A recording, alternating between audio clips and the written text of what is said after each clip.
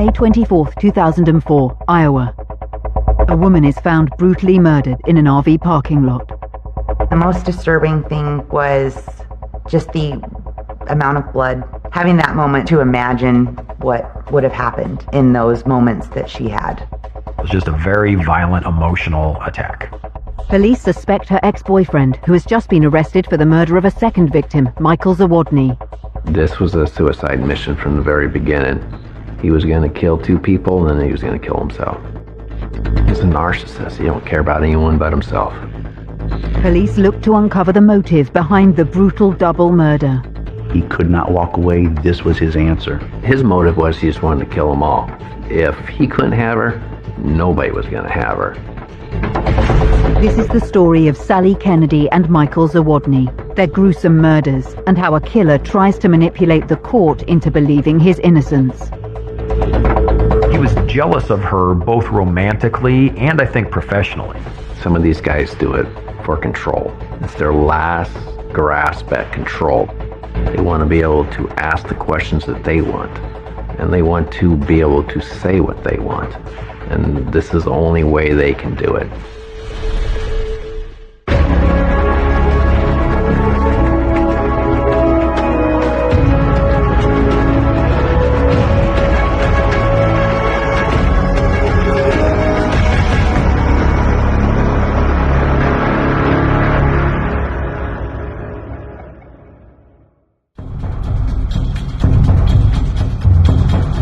May 24th, 2004. Law enforcement is called to a murder scene in the city of Council Bluffs, Iowa. Local police have discovered a dead woman while carrying out a welfare check. A welfare check is a request for police to stop at a person's home to make sure they are safe. I was working as a detective in our Criminal Investigations Bureau. I received a call about 12:30 a.m. from my direct supervisor, Sergeant Jerry Mann.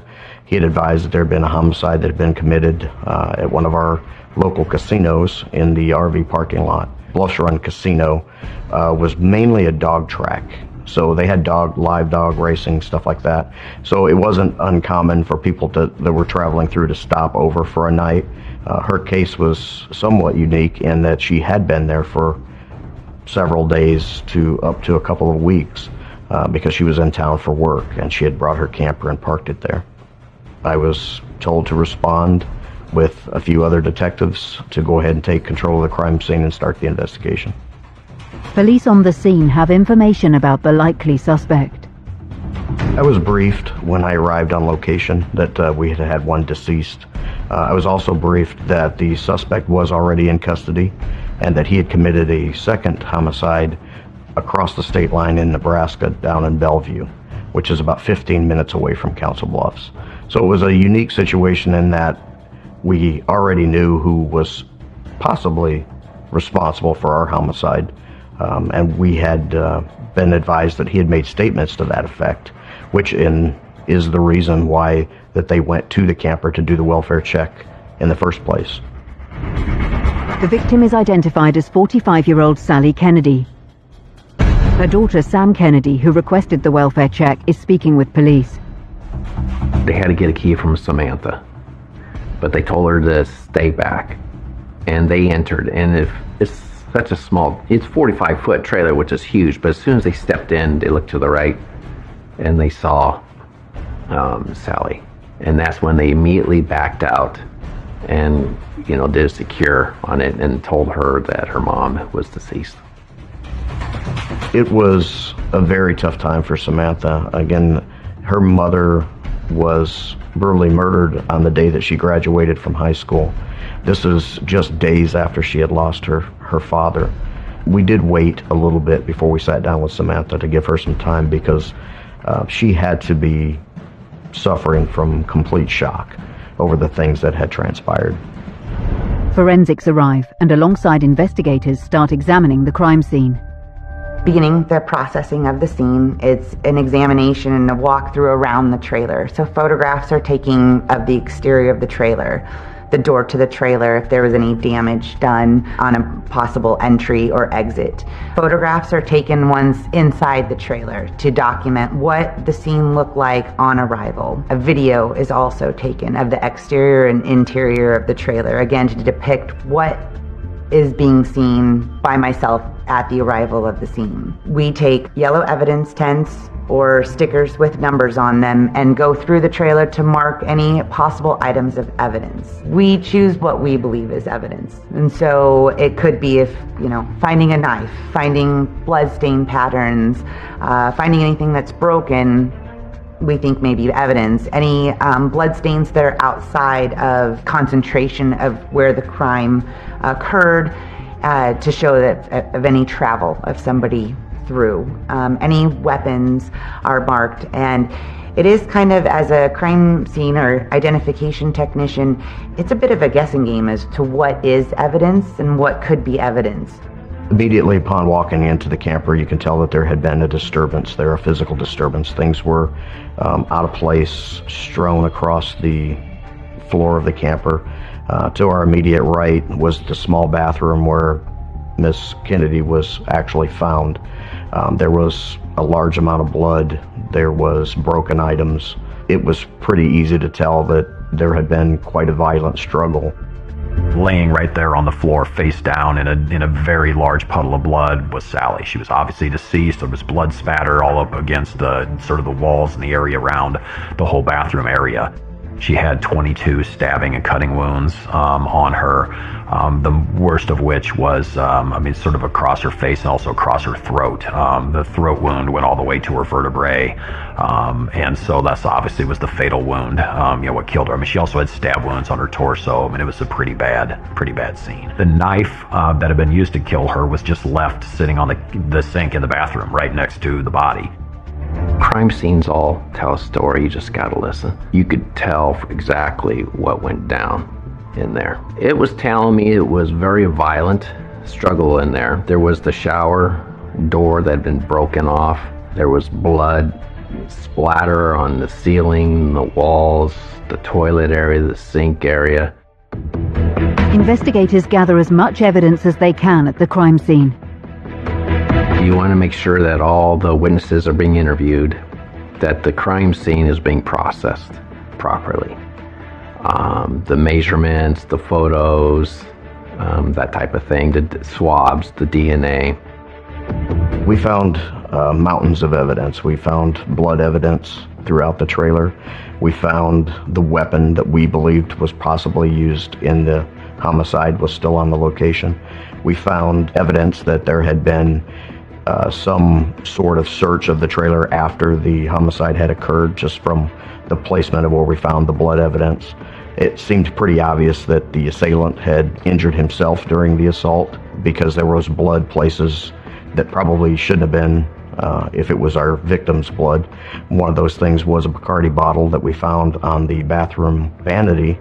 It appeared that maybe he had gone to the refrigerator and actually retrieved a drink, because we did find blood evidence inside of the refrigerator also. We found gun cases that were empty. We knew at this point already that the second homicide in Nebraska had been carried out with 2 firearms that they felt like may have been stolen from our crime scene. And we did find evidence of that when we went through and did our initial search of the trailer. Sally's body is carefully bagged to preserve evidence, and investigators attend the autopsy. At the autopsy, Sally Kennedy is cleaned so that the injuries can be documented, photographed, measured, placed on a diagram that the pathologist creates. The pathologist relayed to me that there were 22 injuries. The throat wound was the fatal one. I mean, I recall that she had some pretty bad stab wounds at the torso, but don't recall that any of those penetrated into vital organs. She basically had her carotid artery, jugular vein, severed. This is a slash of wound across the throat that went all the way to her cervical vertebrae. So, I mean, she, essentially, almost was decapitated with this wound. And so that she just bled out. And I noticed a very significant one on her hand, on her thumb, where that was very deep. She may have fought back her attacker based on the depth on her thumb. The way her body was attacked, it told a story. It really did tell a story about how she fought, how she wanted to live. The pathologist will take known samples of blood from our victim. That tube of blood is handed over to myself to put into evidence to be processed at the crime laboratory. So we have a known sample of her blood. So we have her known DNA. At the autopsy as well, fingerprints and palm prints are taken so that we have her fingerprints and palm prints. Any fingerprints that were collected at the scene then can be compared to hers. So that way we don't have an unknown fingerprint, we can say it's hers. And if we do have an unknown fingerprint, then it's possible we can identify that to somebody else. The pathologist is able to provide investigators with a cause of death. Severe blood loss due to the cut and stab wounds that she had. Police look into the victim and try to paint a picture of who Sally Kennedy was. What we learned about Sally Kennedy was that she was a mother, she was a business owner, she was a religious woman, she attended church regularly. She had a son and a daughter. The son was a couple years younger than Sam. She was a pretty shrewd businesswoman. Running a carnival is, that's a challenging business. It's just, a lot of the folks that are, attracted to the carnival business, they appreciate sort of the independence of the road. But a lot of times these are folks that, that don't maybe play well with others, that have, maybe had their own run-ins with authority over the years. And so, being able to sort of hold a group of these folks together, I think she did a good job of it. And I think it was a successful, operation. She was recently divorced, so there was, some of that going on in her life, which I think may have contributed to her falling in with this Michael Gunther character, who was basically the polar opposite of what Sally Kennedy was. He was very self-centered. He was, for lack of a better term, a fraud. He lied a lot to people. He did things that were not genuine. He stole from people. He had several other instances of theft and fraud before meeting Sally Kennedy. But Sally Kennedy was just your typical mother, business owner. She worked hard. She worked long hours. And until she met Michael Gunther, it looked like her life was relatively happy. They met at a convention in Las Vegas. It started off as a business relationship that turned romantic, a little bit about both. I believe he saw her as his money train. What she was is what he wanted to become. And through her, he was going to be able to get it.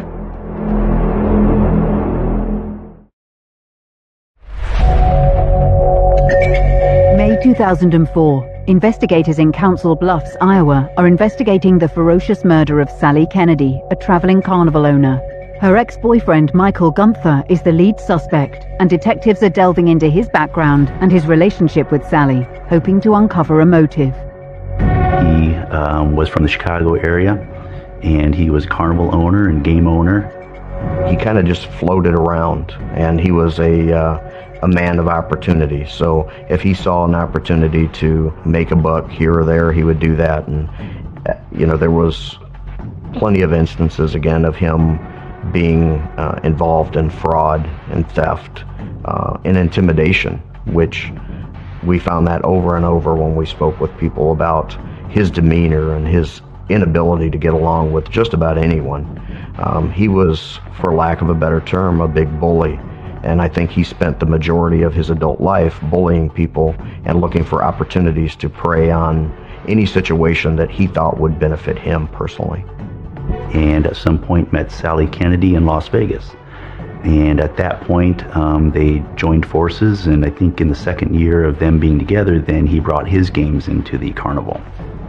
What she was looking for was someone to sort of help manage the other ride owners and concessionaires as far as just sort of supervising how the carnival's laid out. This is sort of a massive undertaking for these traveling carnivals, right? Every day they roll into a place, they have to unload everything, set it up, lay it out in the space, and then obviously they run the carnival, and then they got to knock it all down, get it back on the trucks, travel to their next location, do it all over with. And so I think he was brought in really initially to just sort of help with the logistics of running the carnival. He'd owned carnivals himself apparently in the past. The relationship became romantic, and he ultimately sort of moved in with her around November of 2003. So he was living with her in her trailer, as well as I think her house up in Climbing Hill. As the carnival season sort of ramped up in 2004, then he would have been traveling with her and living in her trailer with her. That's sort of where I think his management style wasn't really conducive to what she was looking for. He seemed to be in a lot of conflicts with the other ride operators. He was a very manipulative, controlling person. Carnival operators, they tend to be an independent breed of people. They're not maybe great with people just, trying to drop the control on them all the time. Pretty independent. And I think, having somebody like Gunther that thought he was going to sort of come in, order everybody around, was causing some friction. He was also the guy who ran and got maintenance parts and things like that. And there may have been some allegation that he was double dipping, or he was turning in receipts for parts that were never received, and that was one of the issues for him to be removed from the carnival. She had thrown him out 2 other times before, but Michael Gunther was such a manipulator, and he was so controlling that he was somehow able to work his way back into her good graces enough to be involved with the carnival again. He treated Sally very well when he wasn't being angry or mean over money or whatever. So he wined and dined her. That was a quote from one of the interviews. He would bring her flowers very often, and he would take her out for special dinners. And I think the part of Sally Kennedy wanted to believe that that's the biggest part of Michael Gunther, and unfortunately it turned out that was just a facade that he put on to get what Michael Gunther wanted to get, which was ultimately to get into her business and profit from her hard work.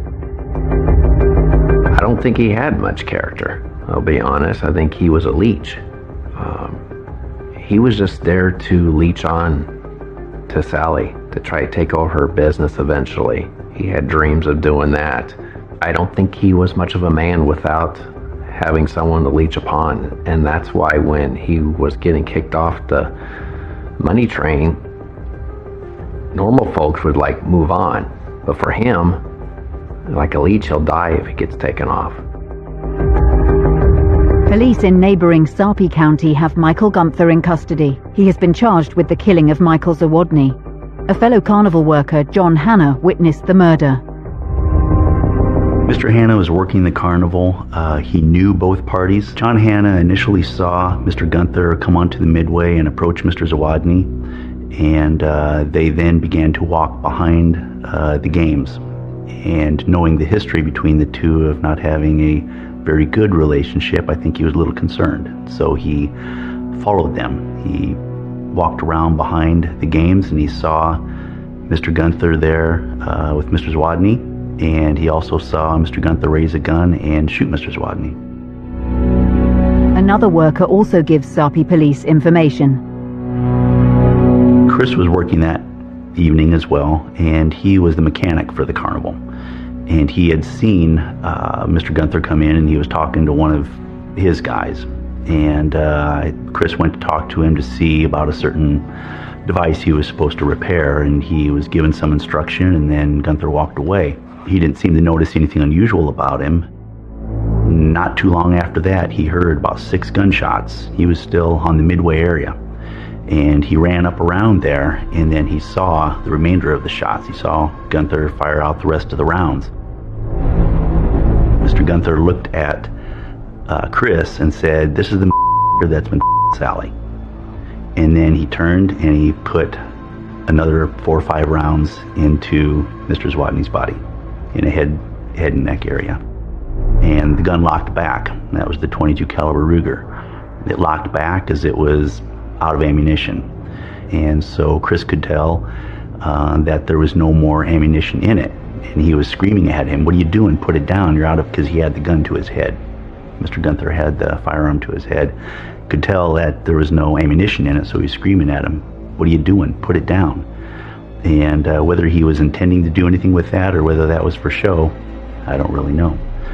But shortly after that then is when Josh Minders ran forward and tackled him. Josh Minders was a civilian at that moment. He was active military, but he wasn't in uniform, so he was just enjoying the carnival with his family. And he heard what he thought were gunshots, and he's a military police officer, so he went straight to investigate. As he approached, he saw what was going on, and he also saw that there were some other people on the other side, including military police officers, and he didn't want to get directly in the line of fire. But as he saw the last shot go, he thought he saw an opportunity, and he ran and he tackled Mr. Gunther to the ground. At that point, he also saw a .38 caliber weapon. He grabbed that weapon and he threw it away from both of them. And then he held Mr. Gunther in custody until security forces could arrive and take him into custody. After he killed Michael, and he says, "I'm dead, Sally's dead, and now he's dead." They believe him. They wanted to do a welfare check. And her daughter, Samantha, wanted to do a welfare check. And so that's why they ended up going to Bluffs Run. Once Gunther was taken into custody by the military police, he was held, the scene was secured, the sheriff's department was called and came on scene and then took over the investigation component of it. The victim was taken by life flight to a local hospital to see if they could save the victim, revive the victim. They were unsuccessful. And so resulting from that was the law enforcement charge of murder in the first degree and use of a weapon to commit a felony. So who is the man that Michael Gunther shot in cold blood? And what is the history of their relationship? The victim was a Michael Zawadny, who was an owner of some of the games at the carnival. Yeah, he had a son named Jacob. He was a single father. He and Jacob traveled together and they had a great time and they had a great life. He was a good carnival gamesman. He was well liked. Given the extremely violent manner of death, an autopsy is performed on Michael Zawadny's body. The autopsy was relatively quick. I don't remember it being more than probably about 45 minutes or an hour. The autopsy was taken at the Douglas County morgue. I was present. And Dr. Jones completed the autopsy. In the autopsy, he examined the body, certainly on an external examination first, noting bullet holes and certain defects that were present. In the end, he noted 11 bullet holes that were found in the body of Mr. Zawadny. There was also a bullet defect in his left hand on his ring finger, indicating a defensive posture when he was shot. Cause and manner of death was multiple gunshot wounds to Mr. Zawadny. There were 6 gunshot wounds to the head and neck area. There were 4 to the trunk area and 1 to his thigh. Council Bluffs officers working Sally Kennedy's murder meet up with their counterparts investigating Michael Zawadny's murder to exchange information. We had the Sarpy County Sheriff's Office involved. So we had to sit down with them and make time and share information back and forth between their department and our department on both of these investigations because they were absolutely connected. Even though they occurred at 2 separate locations at 2 different times in 2 different states, these were absolutely connected. Investigators interview friends, family and work colleagues and begin to develop a motive for the brutal double slaying.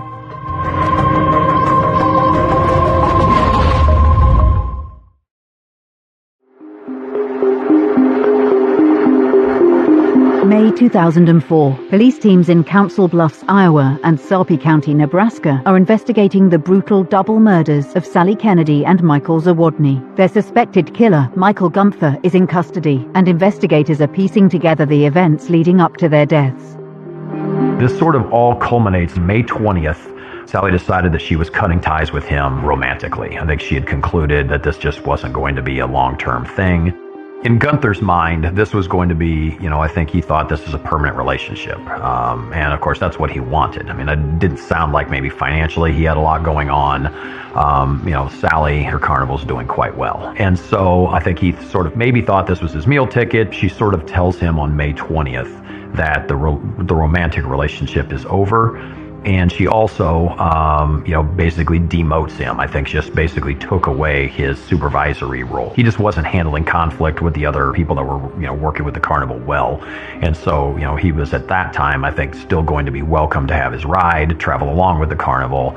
But as far as their relationship, he was no longer going to be a supervisor, and he was no longer going to be her romantic love interest. The next day, May 21st, her ex-husband passed away of a heart attack, lived in Council Bluffs. And when her ex-husband died, she still, I think, had a lot of feelings for him, still felt close to him, and so it was pretty devastating for Sally. And Gunther is having, no sorts of sympathy about it. He's all concerned about wanting to get back together with her romantically. He was wanting to have her put him back into place as far as his supervisory role, and she's devastated. I mean, she's emotionally dealing with, this is the father of her child that she still has feelings for. His just lack of empathy, I think, for what she was going through, convinced her that no longer does this really need to just be a demotion, but that he needed to just cut ties and leave. 22nd, she sort of told him, I think your time with the, with the carnival is going to be done, and that you need to just move back to Chicago when we move on. Then the 23rd is the day of her daughter's graduation from high school. And so she's looking forward to going to it, but she's also still, dealing with the emotion of what is going on.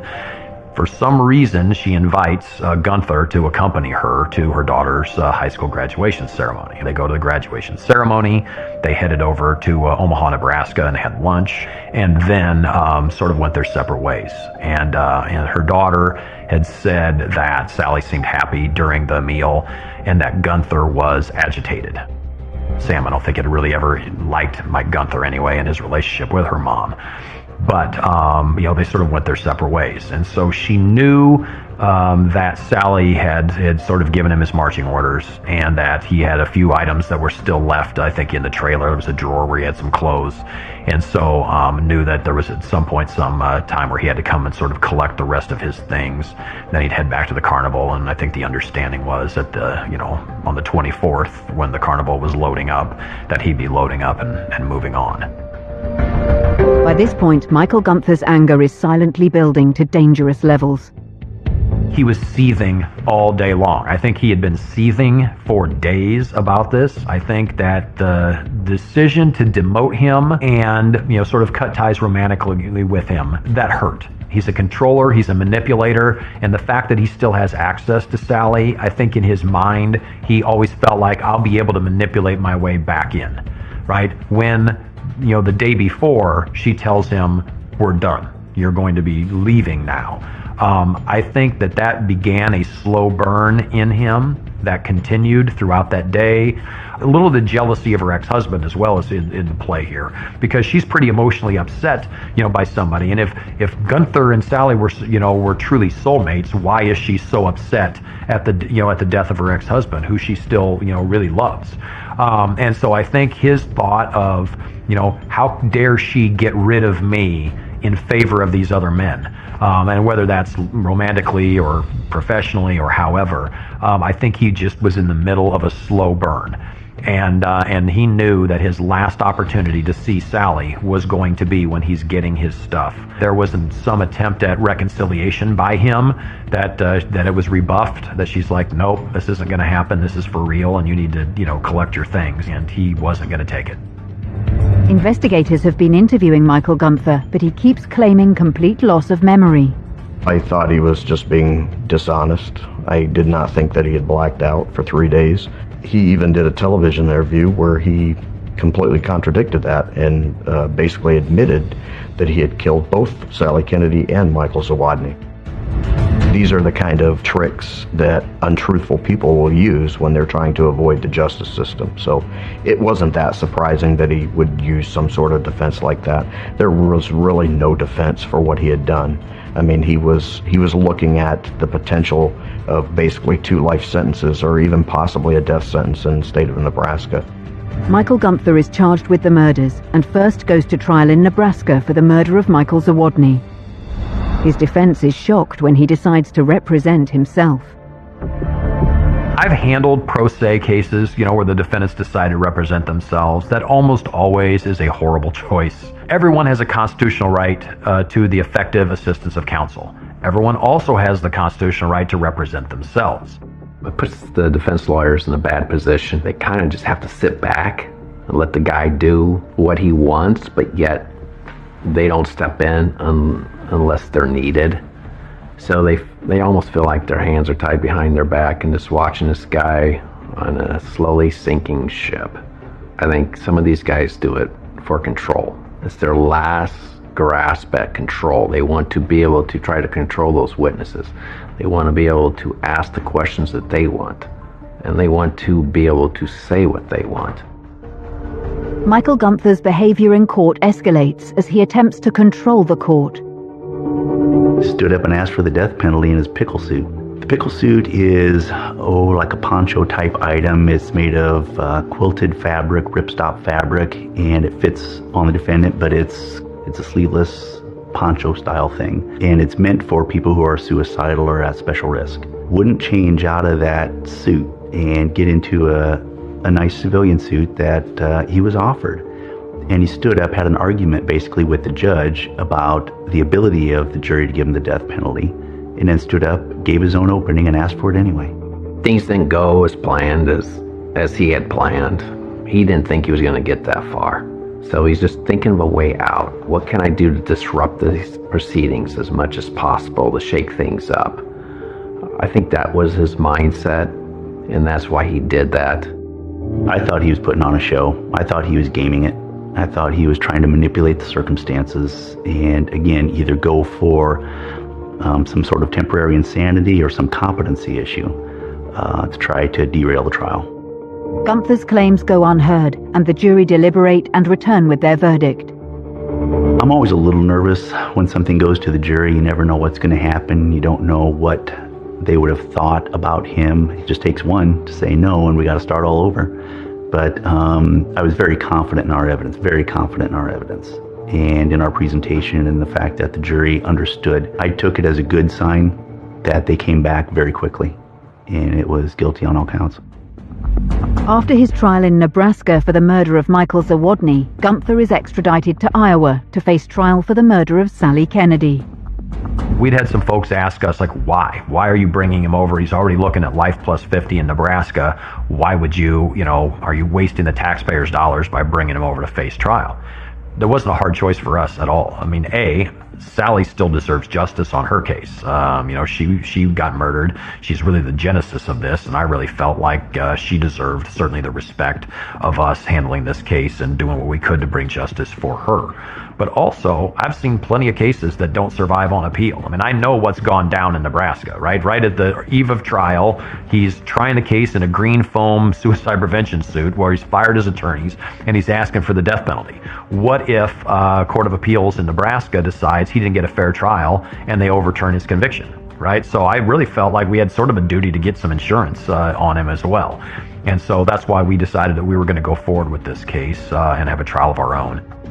But Gunther is not done with attempts to manipulate the court, the trial, and justice. 2005, Council Bluffs, Iowa. Michael Gunther is going on trial for the murder of his ex-girlfriend Sally Kennedy. He has already been given a life sentence in Nebraska for the murder of Michael Zawodny. Once again, he tries to manipulate the trial. What stunts could he pull when this is a guy that has fired his attorney at the last minute and decided to represent himself? If he's willing to do that, what is he willing to do in Iowa when we're having to deal with him? It's just one of those things, right? Once you're in trial, you just sort of have to see how things go. And he ends up taking the stand, and he testified mostly consistently with what he had said in Nebraska. But he'd obviously changed his defense strategy, right? But when he's in Nebraska and he's dealing with Zawodny, he's basically like, I just want to be with Sally. I want the death penalty. I did this. Forgive me. He gets to Iowa, well, now he's already got a life plus 50, and I think he had changed his mind, right? At this point, he's like, I'm not going to get the death penalty. He probably thought he had some chance for appeal. So he's changed his defense strategy. So his defense strategy in the Iowa case was that he wanted manslaughter, not murder. And in Iowa, for you to get a voluntary manslaughter, he has to establish basically that there was provocation on the part of the victim, that a reasonable person would have been felt the impulse to kill because of provocation. That was his version of events. However, in none of the interviews that we conducted did we ever find any evidence that she was having any other relationship outside of Michael Gunther. There was some talk by some people that were really close to her that she was even considering the possibility of a reconciliation with her ex-husband. And Iowa says words alone are not enough, right? So even if it happened as he testified in Nebraska, that she's mocking him about his sexual performance, if she's telling him that she slept around with a bunch of people, that's not enough to get you to a voluntary manslaughter, because words alone aren't enough. So his testimony shifted. The surprise, I suppose, that hit us is by the time he took the stand here, he alleged that she pushed him and she slapped him and she was kicking, that she had physically assaulted him, and in addition to mocking him, and that's what put him over the edge and caused him to commit the murder. So at this point, we read his transcript into evidence in our trial from the Nebraska trial. We played the interview that he gave to the TV station as well, because we wanted to show the jury that he's just trying to manipulate them, just as he's been trying to manipulate everyone else, trying to sell them a bill of goods, that had really no support, that this just was a convenient story for him at the time. The prosecution calls Sally's daughter, Sam Kennedy, to testify. She had a lot on her shoulders, but I also knew she was very strong. She had a lot of her mother's traits in her, so I knew she'd do fine on the stand. And I wanted her, in her own words, to be able to tell that jury what her mom was like. She was a loving mom. She was an entrepreneur. She was strong, very good businesswoman. But at the end of the day, that was her mom. She talked about how the day went and how Gunther's attitude was. I mean, that was important for us also, right? Because we wanted to show his demeanor earlier in the day, that he's sullen, that he's agitated. This isn't something like they're all happy-go-lucky sitting at dinner and then all of a sudden, something must have happened. We knew premeditation would be tough, but we at least thought, I think, that she sort of provided us with at least circumstantial evidence that he's already brooding, about what's going to happen even as early as that afternoon. The evidence found at the scene is damning. DNA was very important in this case. They knew each other and they had a relationship. So having some DNA in the trailer made sense. But the amount of blood and what blood was where told a different story. We were able to show that Michael Gunther, after the assault and committing this murder in Council Bluffs of Sally Kennedy, that he stayed in the trailer for a lengthy amount of time after the murder. So he was in there for, we estimated, at least 7 to 10 minutes, gathering the guns that he used to kill Michael Zawodny. And then he even had time to stop and have a drink, an alcoholic drink, before he left and drove over to Bellevue, where he committed the second murder. He said, I killed her, and now I'm going to kill him, that statement. If we didn't have his DNA, if he hadn't cut himself and he hadn't made those statements, he could have said, I came into the trailer, I saw Sally in a pool of her own blood, I believe Michael Zawodny did it, and I grabbed her guns and headed over to avenge the killing of my loved one. I mean, that defense, I'm not saying it would sell, but it's at least something that somebody could make with a straight face. A lot of evidence left behind. The reason being, of course, is he didn't plan on being around. He planned on killing himself. You got the two different type of killers. I mean, the ones who do it in the shadows, they want to get away and not have anyone know they did it. Then you have the dangerous ones who don't care, and they're not planning on sticking around for it. He basically showed absolutely no remorse. He went with this amnesia defense so that he could basically sit there, I believe, and not have to show any emotion, because if he couldn't remember that he had done the act, then certainly he wouldn't have to show any remorse for the act itself. There was no emotion There was no real remorse for any of the family or for either of his victims. He basically just sat there with a blank look on his face for the amount of the trial. The jury comes back with a verdict, but it isn't the result the prosecution expected. I was disappointed a little bit with the second-degree murder. We charged him with first-degree murder. I feel like it absolutely was first-degree murder. And, of course, you want to always win your case the way that you charge it. We knew that premeditation, that we did not have really any direct evidence of that. I mean, this was going to be sort of just the circumstances. And honestly, the only circumstances we had were that he's only on scene for 15 minutes. Iowa has a presumption, if you use a dangerous weapon, then the jury is allowed to presume that it was done with premeditation, but they're not required to. And so ultimately that's a jury decision. I mean, I tell jurors all the time, you are the most powerful unit, in our country as we speak right now about this case. This is 100% your decision to make. If you believe he premeditated it and that we proved it, then you should find him guilty of first-degree murder. And if you don't believe we've proved that, then you should find him guilty of second-degree murder. But this is no manslaughter. This is not a case that she provoked anything. She did not deserve what happened to her. This is clearly a case of murder, and you have to make the call. He's going to spend a lot of his life in the state of Iowa penitentiary system if he ever finishes serving his sentence in Nebraska. Michael Gunther will be behind bars for the rest of his life, but what was the driving force behind the murders? He was jealous that he was going to lose Sally Kennedy. In his mind, he was losing Sally to Michael Zawodny, and he was a competitor with whom he didn't get along with, so that was very much a pain for him, very painful. And you throw on the fact that he was being thrown out of the carnival, then I'm not sure what greater insult could have been levied on him. I guess for him, that was his world. That was everything. That was enough to do what he did. Is there any sense of closure for Sally Kennedy's children? I don't think there's ever closure if you have someone close to you who's been violently murdered. Because I'm sure that every day Samantha thinks of her mom, Sally. If there's true justice, I could bring people back. We can't do that. And I tell that to family members. All I can promise you is that we will treat the memory of your loved one with respect, that we will do the best we can to make sure that they are held accountable under the law the best we can, and that in this world, that's the best we can do.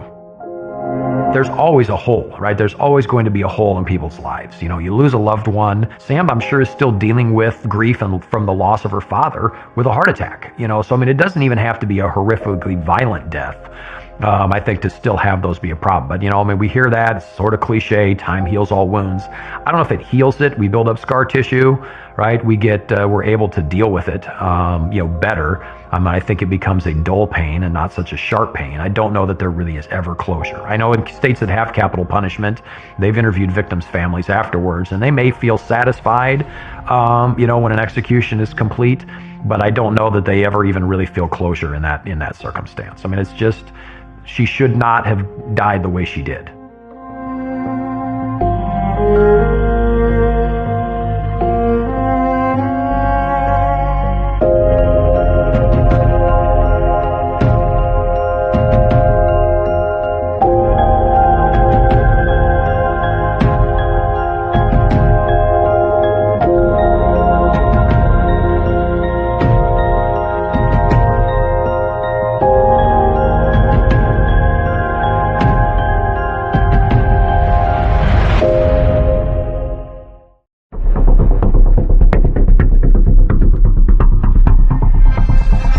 October 12, 2016, Newcastle, England. A young woman is brutally murdered inside her home. Please, I've just come back to my flat and the door was locked, so I crawled through the window and my flatmate's covered in blood in the bathroom. Police respond to the scene and a murder investigation is launched.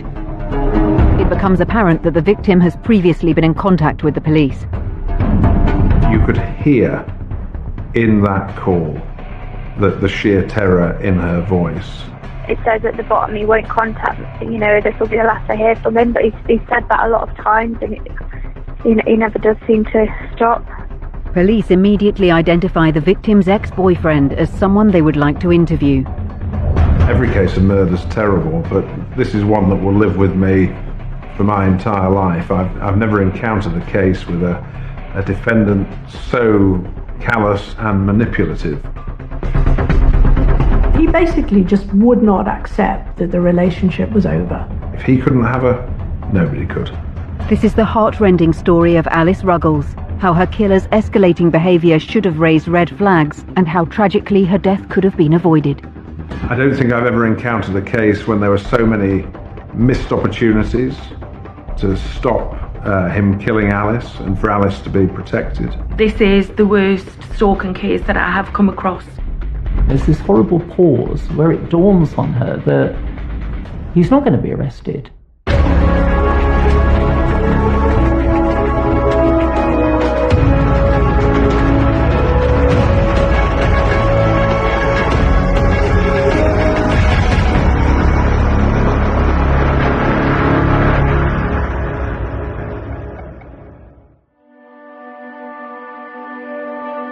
Christmas Eve 1991, Leicestershire. Alice, a beautiful baby girl, is born to Clive Ruggles and Sue Hill. We live in a small village in Leicestershire. It's called Turlangton. There's only about 150 people live here. We've lived here since all our children were born. We were a close-knit family. We had 4 children, and Alice was the third of our 4 children. Alice was bubbly, cheerful. She wanted to be everybody's friend, and when she was a young teenager, she was the person everybody wanted to be friends with, and so she'd walk in the room and she just attracted people, and she just was very, very happy. She always had this incredible empathy. I can remember that even from a fairly young age. She'd sort of work out how you were thinking and what you were thinking, and if you were depressed or something. And she'd, if she detected that, she'd come out with some ridiculous joke or anecdote. She'd always be trying to cheer you up. And she'd succeed. And she became one of those people who would lighten things, and she would come into a room full of people and there was a bit of an atmosphere. She'd just get everyone going and laughing. So she had a real talent. Empathetic was the word. Alice was very close to her elder sister Emma. They would do many things together as sisters do. They had different interests, and Emma was always very good at sport, and Alice always liked sport, but she struggled to find a sport that Emma wasn't inherently better at. And she eventually found that. She went on a PGL course when she was about 11, I think, from school, and discovered fencing. And Emma had tried it once and hated it. And I think that may have been a motivation for Alice, but whatever. But she actually got really, really good at fencing, and she started to train, and she became eventually a member of the East Midlands squad, the youth squad, and would travel around doing fencing matches. She absolutely loved fencing, and she decided that was going to be her thing. After a couple of years, she was the Leicester champion for her age, and she won the competition for that. A couple of years later, she won the adult competition for Leicestershire as well. She was also the East Midlands champion for a long time as well, so she's quite successful at it. And it was such an important thing in her life that was how she chose where to go to university. So instead of looking at where does the course I want to do best, she was looking at where does the course I want to do, but also has a very, very good fencing club. And that is why she ended up at Northumbria University in Newcastle. When Alice decided to go to university, she was influenced in, I think, where she was going with a degree. She was in a family with kind of scientific engineering side. In fact, most of our others landed up in different fields of engineering, effectively. Alice decided, because she also had this artistic flair, she decided that she was going to do a degree in product design, which sort of mixes soft engineering with the sort of artistic design side.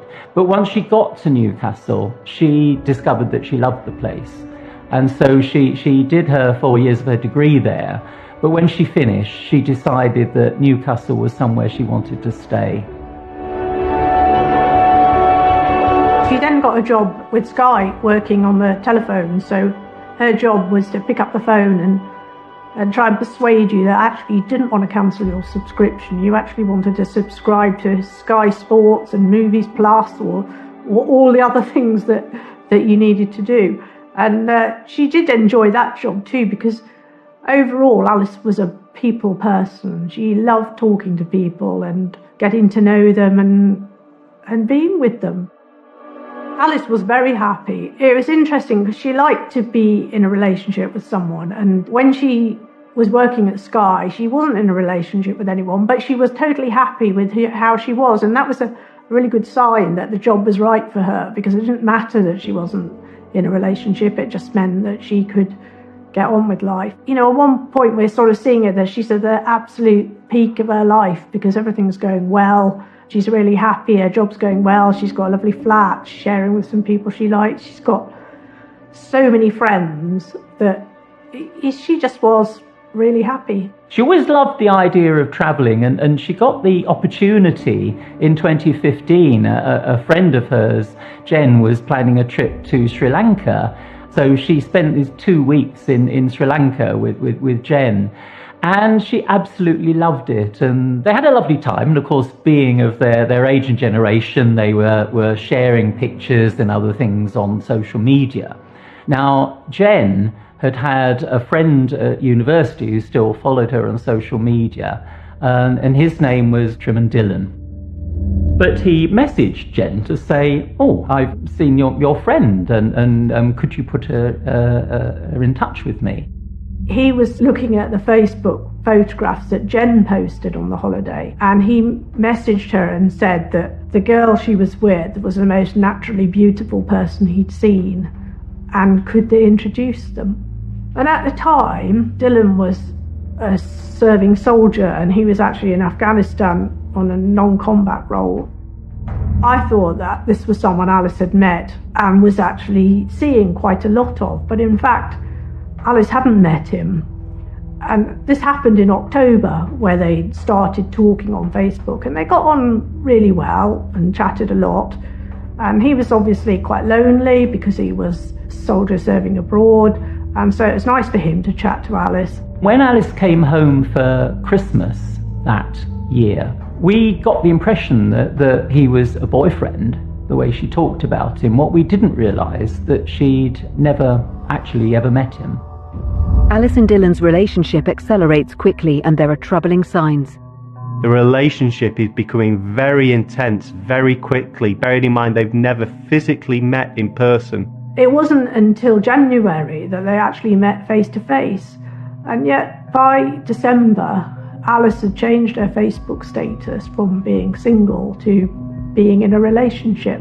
Christmas Eve was Alice's birthday, and even on her birthday she was concerned about staying in touch with him, and I think he sent her a couple of messages about seeing other people, which upset her rather. And I remember her saying, I said to her, you know, "Where's Jen? Have you seen Jen recently?" And she said, "Oh, I'm not friends with Jen anymore." She said, "We had an argument." She said, "Harry says I must never speak to her again."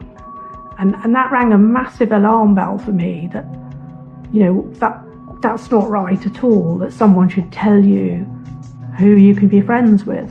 What I didn't realise was that Dillon had actually engineered the argument between them, and he'd fuelled it, and it was a really effective way of isolating her from her friends.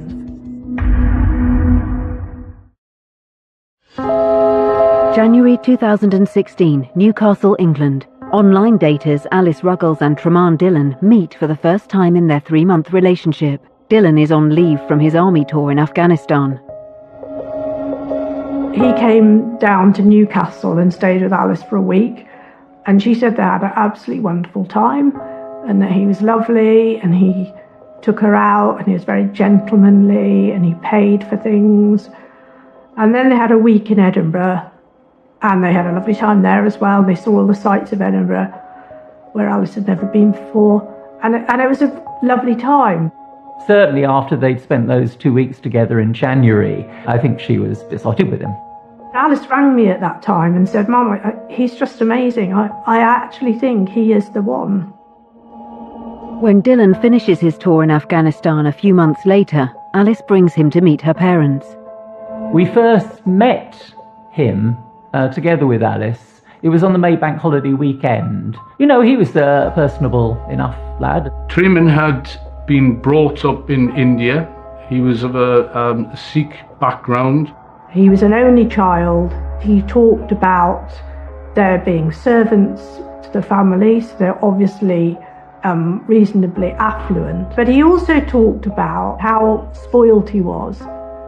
And he did say, I always get my own way. I always get whatever I want. He was obviously quite westernized because his Indian accent was barely present. And I was actually quite surprised to discover he actually was Indian because he just sounded like he'd lived in Britain all his life. He was at university, I think, in India, then finished 2 years of his university education in the UK, in Edinburgh. He joined up with the British Army because that was the only way that he could stay in Britain. This clean-cut image, this is somebody who's got a responsible job. He's ticking all the boxes in terms of his career, notwithstanding his occupation and his background, you know, in terms of how he is with Alice, the positive comments, the praise. This is a good, decent person.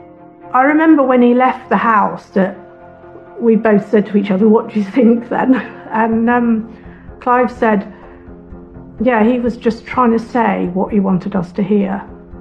And that was really good description of what he was like, in the sense that he just wanted us to think he was going to look after Alice and he was going to be kind and nice to her.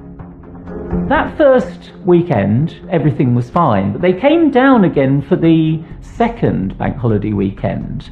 And by that time, only 3 or 4 weeks later, things seemed to have changed a little bit. And it was odd because I remember the fact that he spent an awful lot of time trying to buy a car on his phone and basically ignoring her.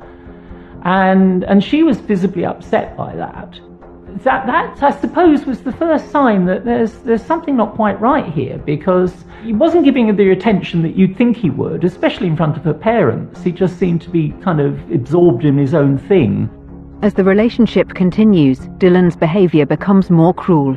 He'd quite often make not very nice comments about her, so comments about the fact that she had a big nose and that she had hairy arms and all sort of things that he was really trying to undermine her confidence. They're spending all their time together, and friends and family have noticed that Alice isn't sort of available in the same way that she was previously, not going out unless they're together. Things weren't as happy as they perhaps should have been or were initially. They're using each other's devices, tablets, phones, you know, so he has access to Alice's iPad or tablet or phone, and of course any accounts that are on there legitimately at the time. Dylan's behaviour is becoming increasingly more jealous and controlling. I remember Alice saying, Mum, he rings me up every morning and he wants me to send a photograph so he can see what I'm wearing. And that sounds lovely and caring. And that was how Alice saw it. She'd message him from a party and saying, I'm at a party, you know, it's really lovely. And then he'd come and pick her up and she's like, Mum, it's really lovely, he just wants to see me. He's just come down, driven all this way from Edinburgh to see me. And so when you're in a controlling relationship, it's quite hard to see that. It's quite hard to think, actually, I'm being controlled here. Dylan had said to Alice, he said, don't worry, I've got some money, I'll buy a flat that you can live in.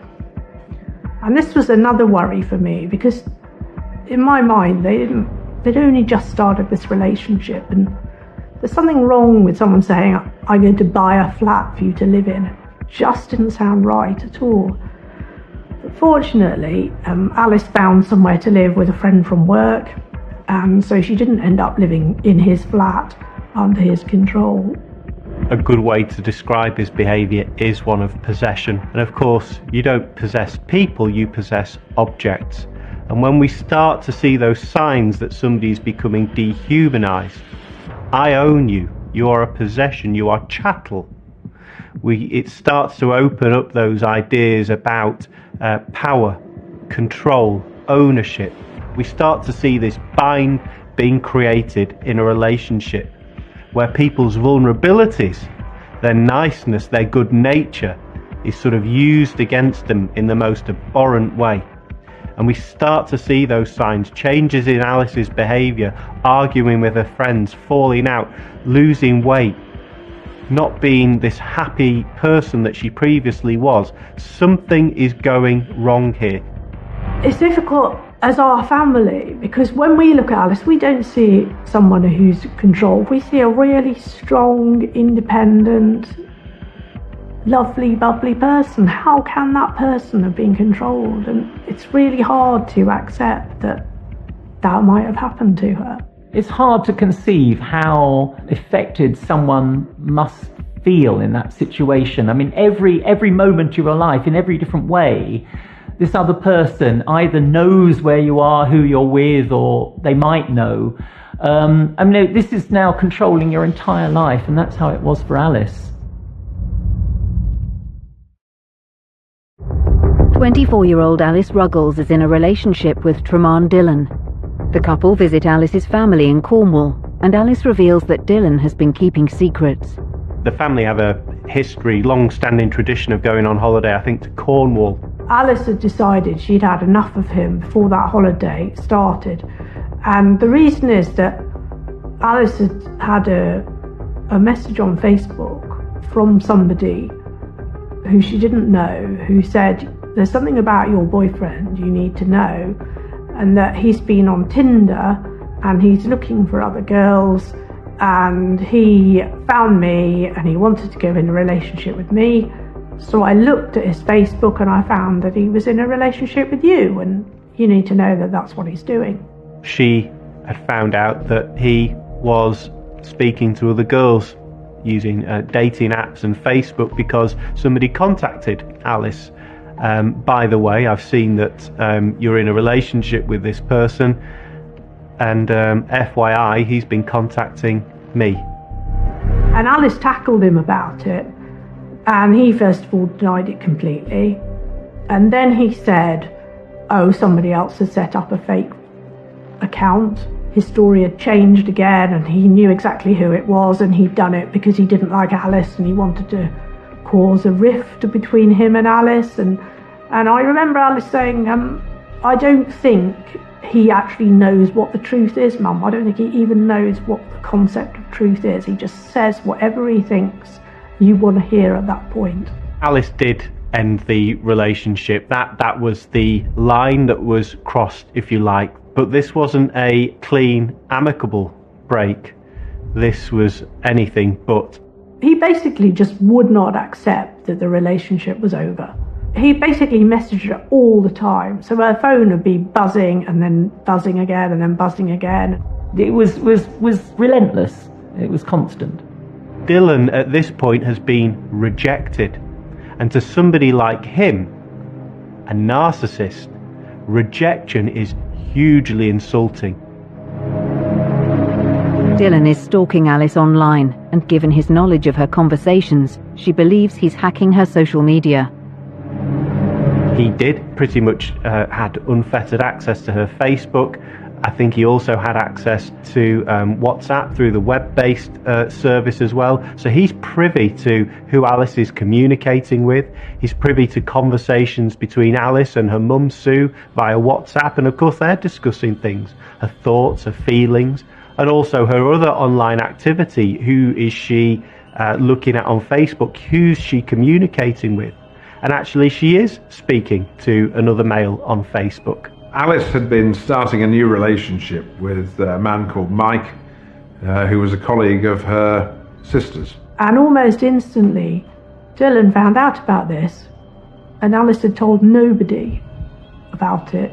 She'd only talked to Emma about it. So how did Dillon know?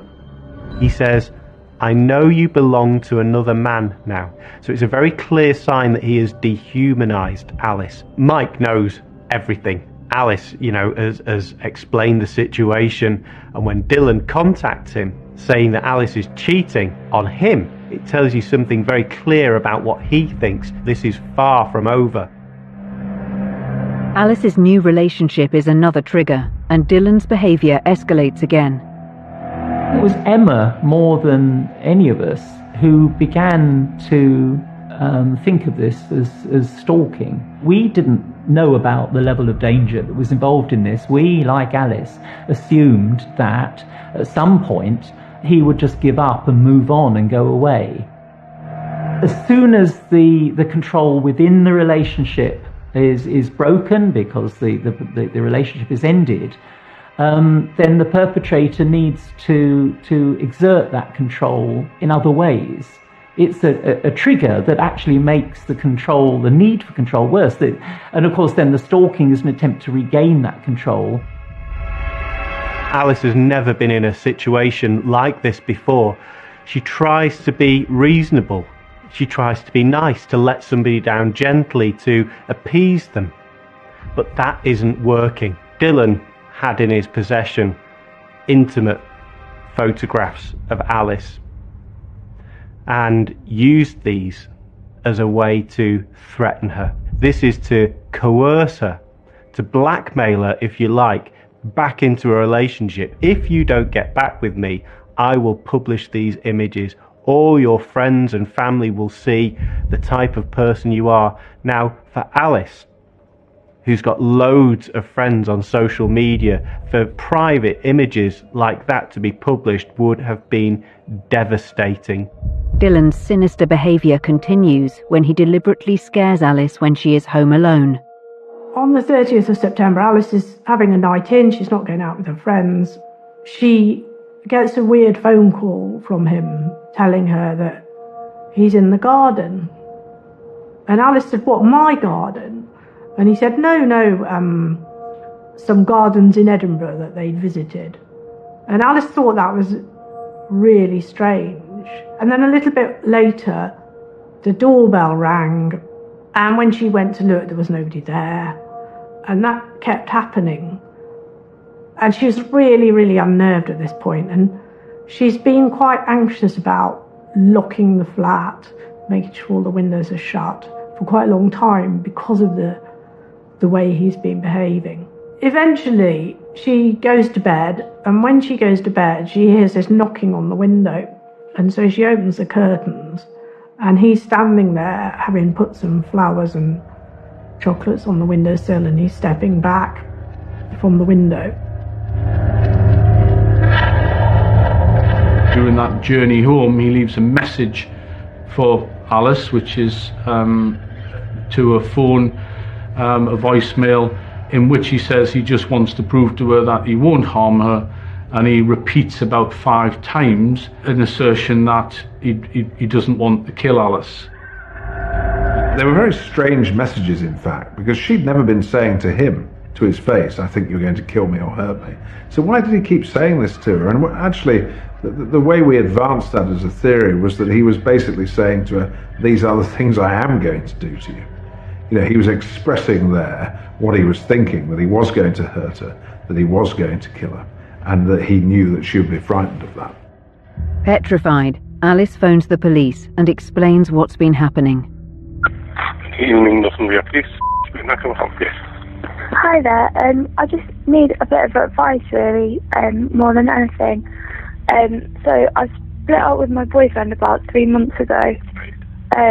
Since then, I know that he's hacked into my Facebook and also my phone. He's been sending me a lot of messages, even though I've asked him not to contact me. And then tonight, I had a knock at my door. He'd sent me a message saying, "I've been in the garden since 5. I had a knock at my door. And then when I went and looked, I've got like a little, the thing that you can look through. And there was no one there. And then it happened again 2 or 3 times. And then he's come round the back, knocked on my bedroom window at the back of my flat, it's a ground floor flat. He's been outside and he's like left some flowers and chocolates on the outside windowsill, and he walked off. He's not done anything, but I'm concerned. I've been putting off, my friends have been telling me to call the police. I've been putting it off, but I just feel a bit shaken up tonight. It can be classed as harassment. That is fundamentally wrong.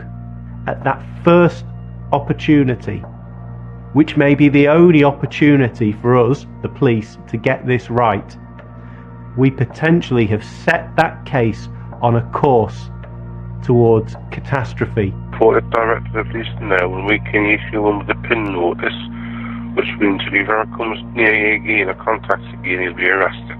We'll see if we can make an appointment to come and see you. Yeah. In the morning. Yeah. We'll get the details. Thank you. So the idea is that we'll come and speak to you, Alice, and we'll go and give him this official document that if he breaches this document, if he contacts you further, then he will be arrested. It sounds really sort of attractive. What it actually does is create this false sense of security. After this, Alice is reassured. She's been told that if the PIN notice is taken out, if he contacts her again, he'll be arrested, and she believes this. That was on the 1st of October, and in those days that followed, she became happier at work, she regained her vitality. The people at Sky noticed that she was reverting to being her old self. She felt protected. There were issues with how news about the PIN notice got through to him because he's in the military. So the decision was made to have the military tell him about the PIN. He was told about this PIN by his superiors. When he found out, he then, one of his first reactions was to send her a package. And so 7 days later, she receives a package on the 7th of October from him. And it contains, I think, a couple of T-shirts and things she'd left with him up in Edinburgh.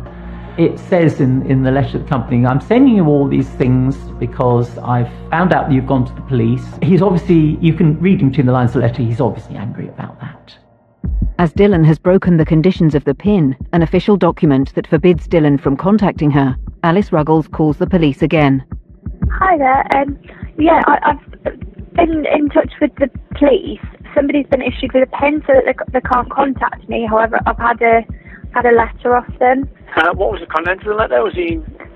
So pictures of me and him, because he's my ex-boyfriend, so a notebook that I'd sent him when we were together and a letter that he knows I called the police on him and he's had everything confiscated and all he has to himself is a pen and paper and an iPod and explaining why he came down last Friday. It says at the bottom he won't contact me, this will be the last I hear from him, but he's said that a lot of times and he never does seem to stop. So do you want to call back to discuss this? There's this horrible pause where it dawns on her that he's not going to be arrested. Yeah, what's usually what happens with it? Okay, well, I'll let them know you want someone to contact you back, just discuss what can be done. Okay. Will it be the police officer that's been dealing with my case? I can't guarantee who it'll be. I'll let them know you've got your PIN notice there, so it's going into a breach of it. Is the best time to phone you back?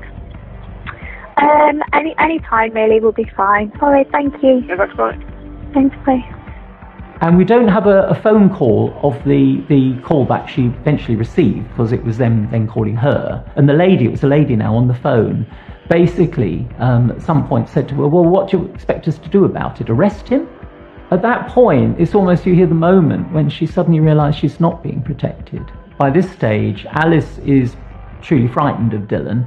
Colleagues from Sky are bringing her home every evening to the front door in their cars. Maxine, her flatmate, is with her as much as she can, but obviously there's times when she can't be there. A few days later, on October 12, 2016, Maxine, Alice's flatmate, returns home. Please, I've just come back to my flat and the door was locked, so I crawled through the window and my flatmate's covered in blood in the bathroom, and she's lying covered in blood. She's blue. She's only 23. I mean, knew this was coming. Her ex is an absolute psychopath. She's put in a complaint in about her ex, and she phoned 101 at the weekend to report that he's trying to get in contact and he says we're going to do nothing. Now this has happened. Police teams are dispatched to Alice's home, and detectives are immediately tasked with trying to locate ex-boyfriend Treman Dylan. By the time we got the horrible call at the door at 2 o'clock the next morning, they'd already arrested him. October 12, 2016, Northumbria police have located Tremaine Dillon at his barracks in Edinburgh and are arresting him on suspicion of the murder of his ex-girlfriend Alice Ruggles earlier that evening. So police had gone into his barracks. They caught him climbing out, attempting to climb out over the wall rather than signing out. We assume this was to go and establish his alibi. They wore body-worn footage.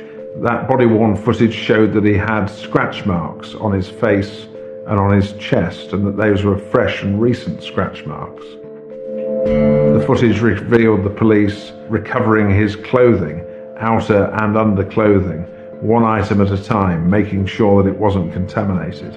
While Dillon is being held in Newcastle, police are busy gathering CCTV evidence and other forensic evidence in hope of linking him to the murder. We knew that when the police had gone into the flat, they hadn't been able to find Alice's phone. And that meant that somebody had taken it, because we had seen her on her phone when she arrived back at the flat that afternoon. Remarkably, they actually have film of Alice arriving home that day, and it transpires that if someone has a cam on their car, then even when they stop the car and turn the engine off, that continues to function for a minute or two. And so it seems that a neighbour's car was parked, and during that minute or two, after the person had left their car, Alice was dropped at home. And so that we actually have a timed video of her arriving for the last time in her flat. She'd been in contact with her boyfriend using that phone, so somebody had taken it. And the evidence was that the phone was being used, that is, it was connecting with masts, consistent with it travelling north back to Scotland with Tremaine Dillon. And then it stopped being used altogether.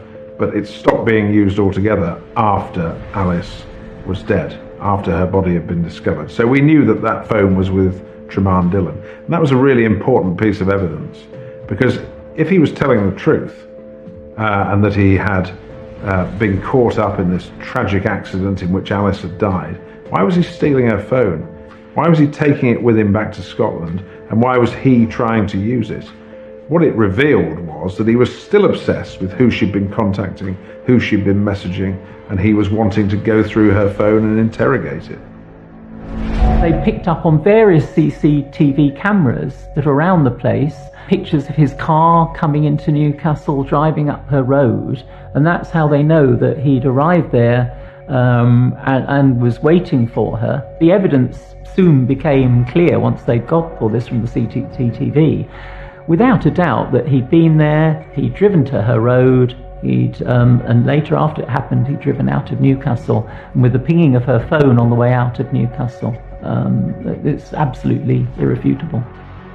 Dillon initially lies about his whereabouts and concocts multiple stories about where he was. His first attempt was to say that he'd been shopping.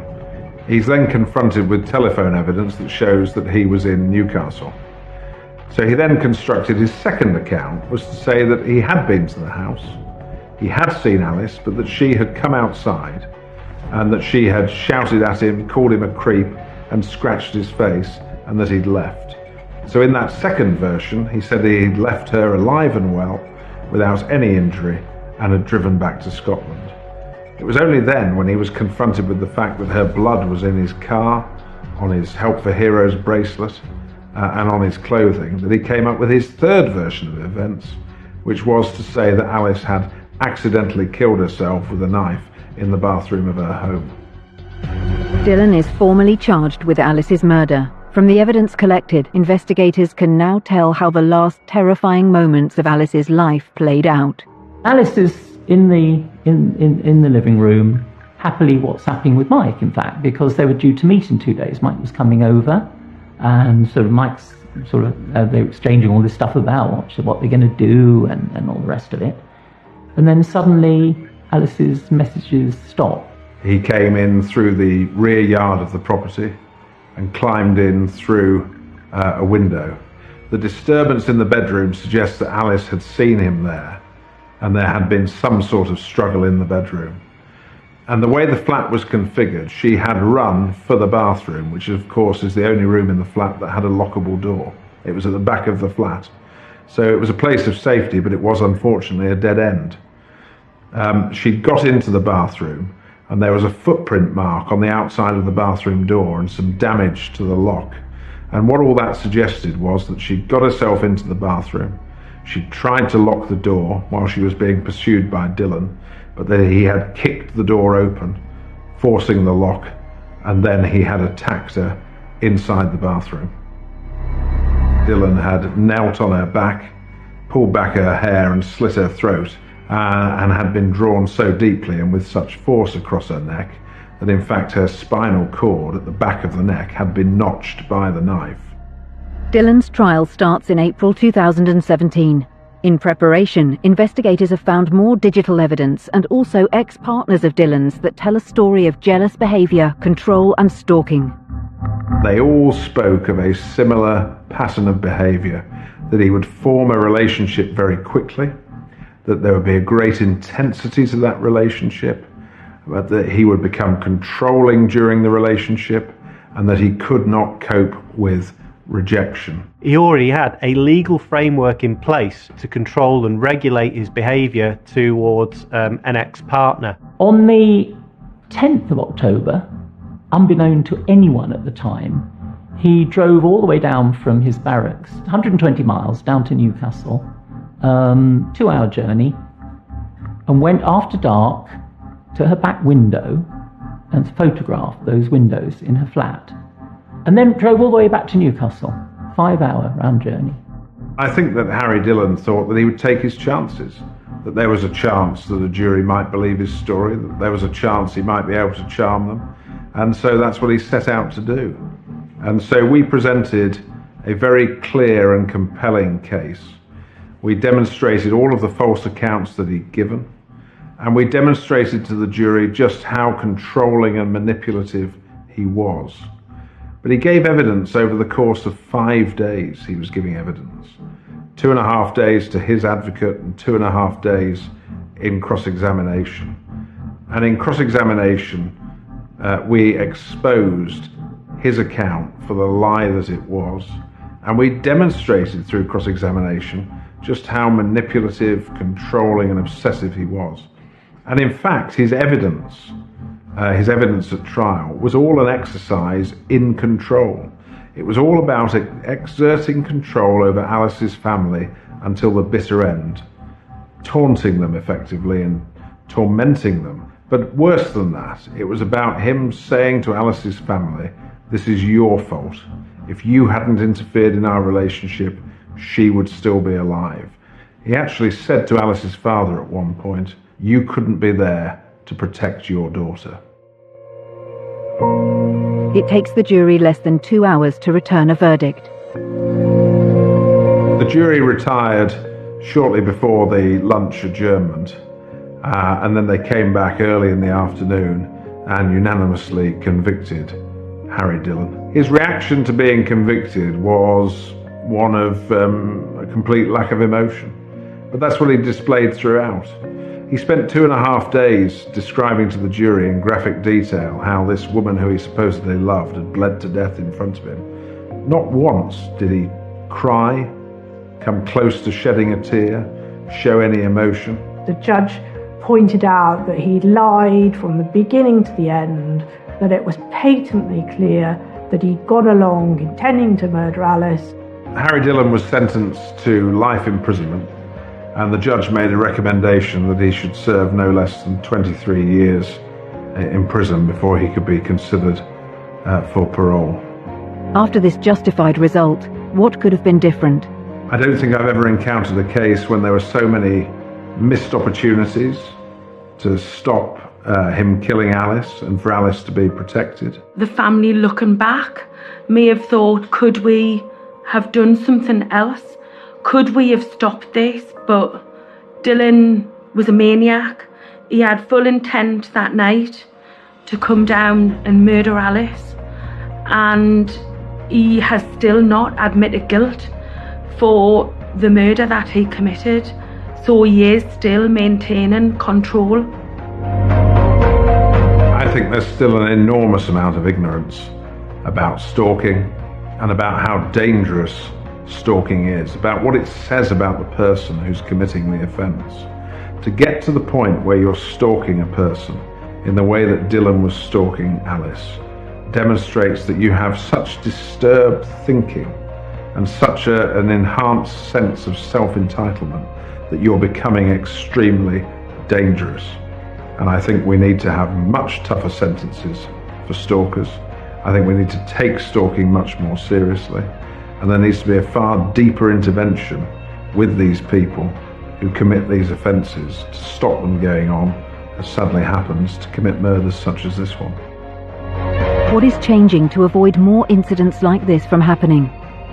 There has been lessons learned from Alice's murder, mandatory training for officers, for victim support staff in stalking, and training for people to understand the way stalkers behave and what increases the danger to victims. Increasingly, the public are becoming more aware of stalking and its risks. The publicity around cases has grown in recent years.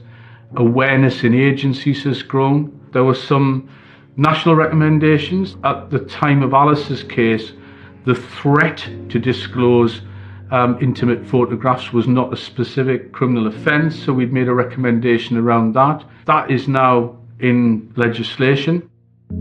Clive and Sue set up the Alice Ruggles Trust to raise awareness of the dangers of stalking. We had to do something so that people didn't end up in the same position that we were in, giving poor advice to their family members and then watching them being murdered. That second phone call to the police could have saved Alice if they'd arrested him. And we wanted lessons to be learned. How do we make sure that lessons are learned from this? And it sort of made us realise that that's our job now, to make sure that lessons are learned from it. I spend quite a lot of my time talking to people about the last few months of Alice's life. And I have to make a really big effort to think that Alice's life was not just about those last few months, and that I really want to remember Alice for all the positive things rather than just really horrific things.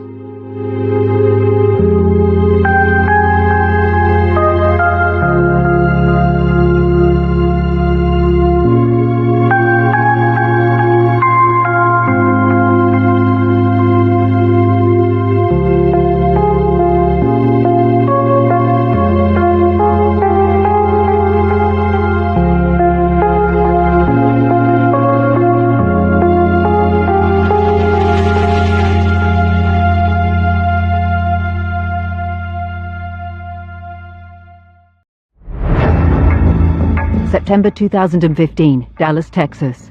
Police are called to a garage in a high-end apartment complex. A body has been found. She had no warning that this was coming. The bullet entered in the back of her skull and actually came out underneath her chin area. But the profile of the victim and the manner of death lead investigators to believe that this is more than a random shooting. I felt like there was more to the story. There was no random circumstance that caused this murder, that they were there for a specific reason and they were waiting on our victim. What detectives soon uncover is a complex conspiracy. Just the lengths that someone would go to try to get back with an ex-boyfriend. I don't think she even thought about covering her tracks. It was all about getting this done. This focus of, I need to get Kendra Hatcher out of the way so I can get Ricky back. Unfortunately, there are people in this world who would kill another human being and not give it a second thought. This is the story of the tragic murder of Kendra Hatcher, the detailed and methodical search for her killer, and a motive which police soon learn was triggered by jealousy and rage.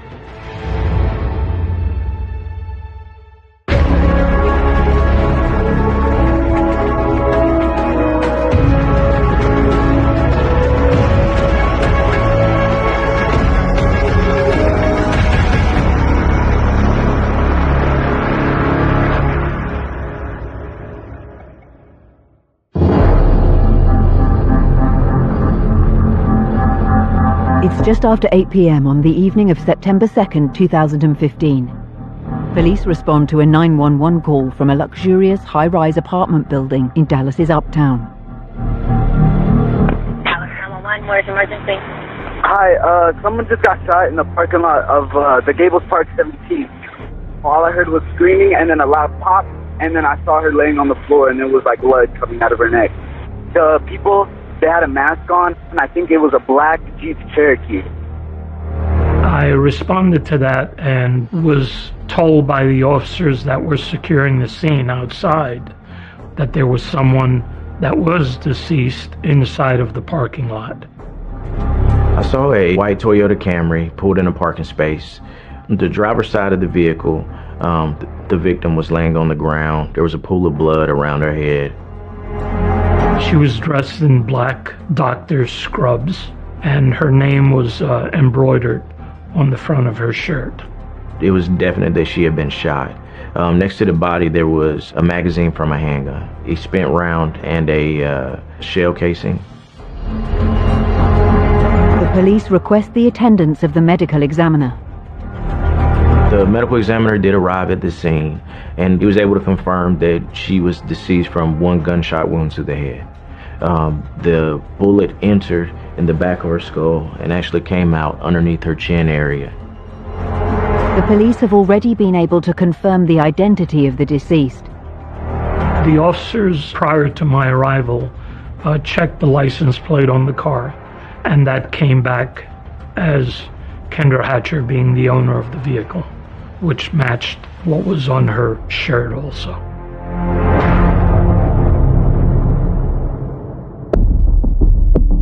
Detectives now begin to examine what evidence they can find. The cell phone at the scene was given to the homicide investigators. Obviously, they wanted to find out what numbers had been recently called or dialed on that phone, what messages had come in. The pistol magazine, which was also found at the scene with 13 live rounds in it, I took back to our crime scene lab and processed for latent prints. We looked for her purse, and we found out that her purse was missing. And so we just began doing our normal course of investigation, looking for witnesses and also video cameras inside the parking garage. Officers establish Kendra Hatcher's last movements. I found out that Kendra was actually a resident in that building and that she was on her way home from work. September 2nd was her last day at work for a few days because she was going on a vacation. Kendra's fiancé, Ricardo Ricky Paniagua, soon arrives. One of the most painful parts of this whole story that I think of is that Ricky, the fiance, was coming back into the apartment complex with dinner, and there was something going on. There were like police ropes and sirens and things were going on. He didn't know what was going on. After speaking with him for a couple minutes, Ricky was able to tell me that him and Kendra had been dating for several months, and he was meeting Kendra at her apartment that evening to have dinner. Once he found out that we found Kendra deceased, you could just see like just the color go from his body. He almost went into a state of shock once he was able to connect the dots. Police begin to piece together more information about Kendra. She had a very humble life growing up. Her mother owned a blanket shop in Springfield, Illinois. She was a cheerleader in high school, and she also was very devoted to her religion. She was a rising star in her world of dentistry. She was someone that helped many, many people. She worked with a clinic in the mid-cities of between Dallas and Fort Worth that specialized in lower-income kids because she wanted to help kids. She also volunteered her time giving back to poor children in South America, donating her abilities as a dentist and her time and her effort to help kids that couldn't afford dentistry. In recent months, Ricky and Kendra have become very close. She had told her family that she was super excited about meeting this guy. She said that they're clicking and that, he's a dermatologist and that they would probably end up moving in a year or so after his residency ended. And she just seemed to be really super happy and excited about life.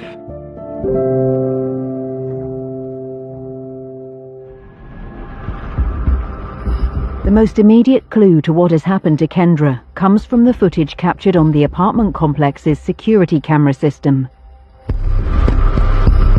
On the surveillance footage, we were able to see the victim come in to the parking garage and go to a normal parking space. We also found a footage of an older model Jeep Cherokee. This Jeep Cherokee was waiting in the visitor portion of the parking garage, and they followed another vehicle in and parked in a parking space before our victim got there. She started to get out of her car. An assailant walked up and basically executed her, shot her in the head, took her purse, and fled. The individual walked back to the back seat of the Jeep. The Jeep went out the wrong direction in the parking garage, made a U-turn, and then they exited. But there are limitations to what the police can see on the CCTV. After looking at the video, there was no way we could tell what kind of license plate was on that vehicle. And we had information that it may have been a paper tag. Police feel the public might be able to help them. They made the decision to release that tape to the public and say, hey, has anybody seen this vehicle, or do you know what's going on, or this is, this is very much of interest to us. And I think that was very, very key for them because that helped move the case along. I felt like there was more to the story. There was no random circumstance that caused this murder, that they were there for a specific reason and they were waiting on our victim. Police have some security footage, a murdered woman and a distraught fiancé. But they have little else to point to a motive for what clearly is the clinical killing of Kendra Hatcher.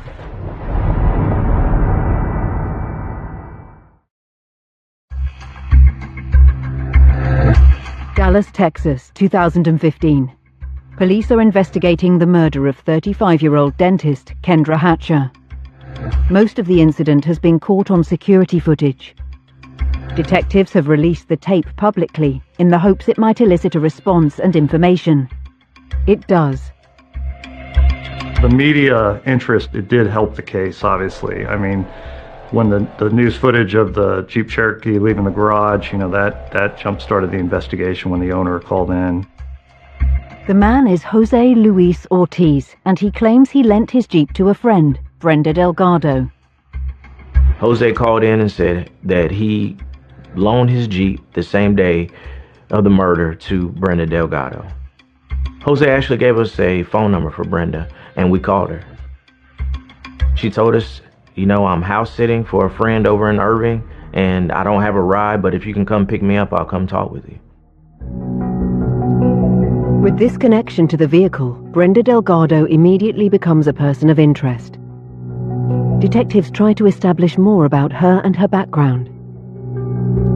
Her parents immigrated from Mexico to America, so she still had dual citizenship in both countries. They were good working class folks. She graduated from an area high school. There wasn't money to go to college, so she started working. She got interested in the dental field. She was coming back to school and slowly finishing dental hygienist school when she was in her 30s. The interesting thing about Brenda Delgado is that she is the former girlfriend of Ricky, the fiancé of Kendra Hatcher. She had been with Mr. Paniagua several times, dating him. They broke it off. He then met Kendra Hatcher. Brenda was, by all means, crazy in love with him, fascinated by him. They met the first time, got together, had a relationship. He broke it off. And then at some point after that, they started to get together casually. I would assume that meant they were probably hooking up, but it wasn't anything more. It wasn't a romantic relationship or a long-term relationship. However, Brenda doesn't see things that way. There were times where she would seem emotionally unstable. There would be times where she would be overly clingy and just kind of overly attached to him. And I felt like, that kind of fit in with the theme on this case, more so than a robbery. It appears her view of the relationship has become obsessive. He would be out for a run on Katy Trail here in Dallas, and she would suddenly run into him, make it appear that it was coincidental when in fact it wasn't. She was stalking him. So I think at that point she was just obsessed and she wanted to get him back any way she could.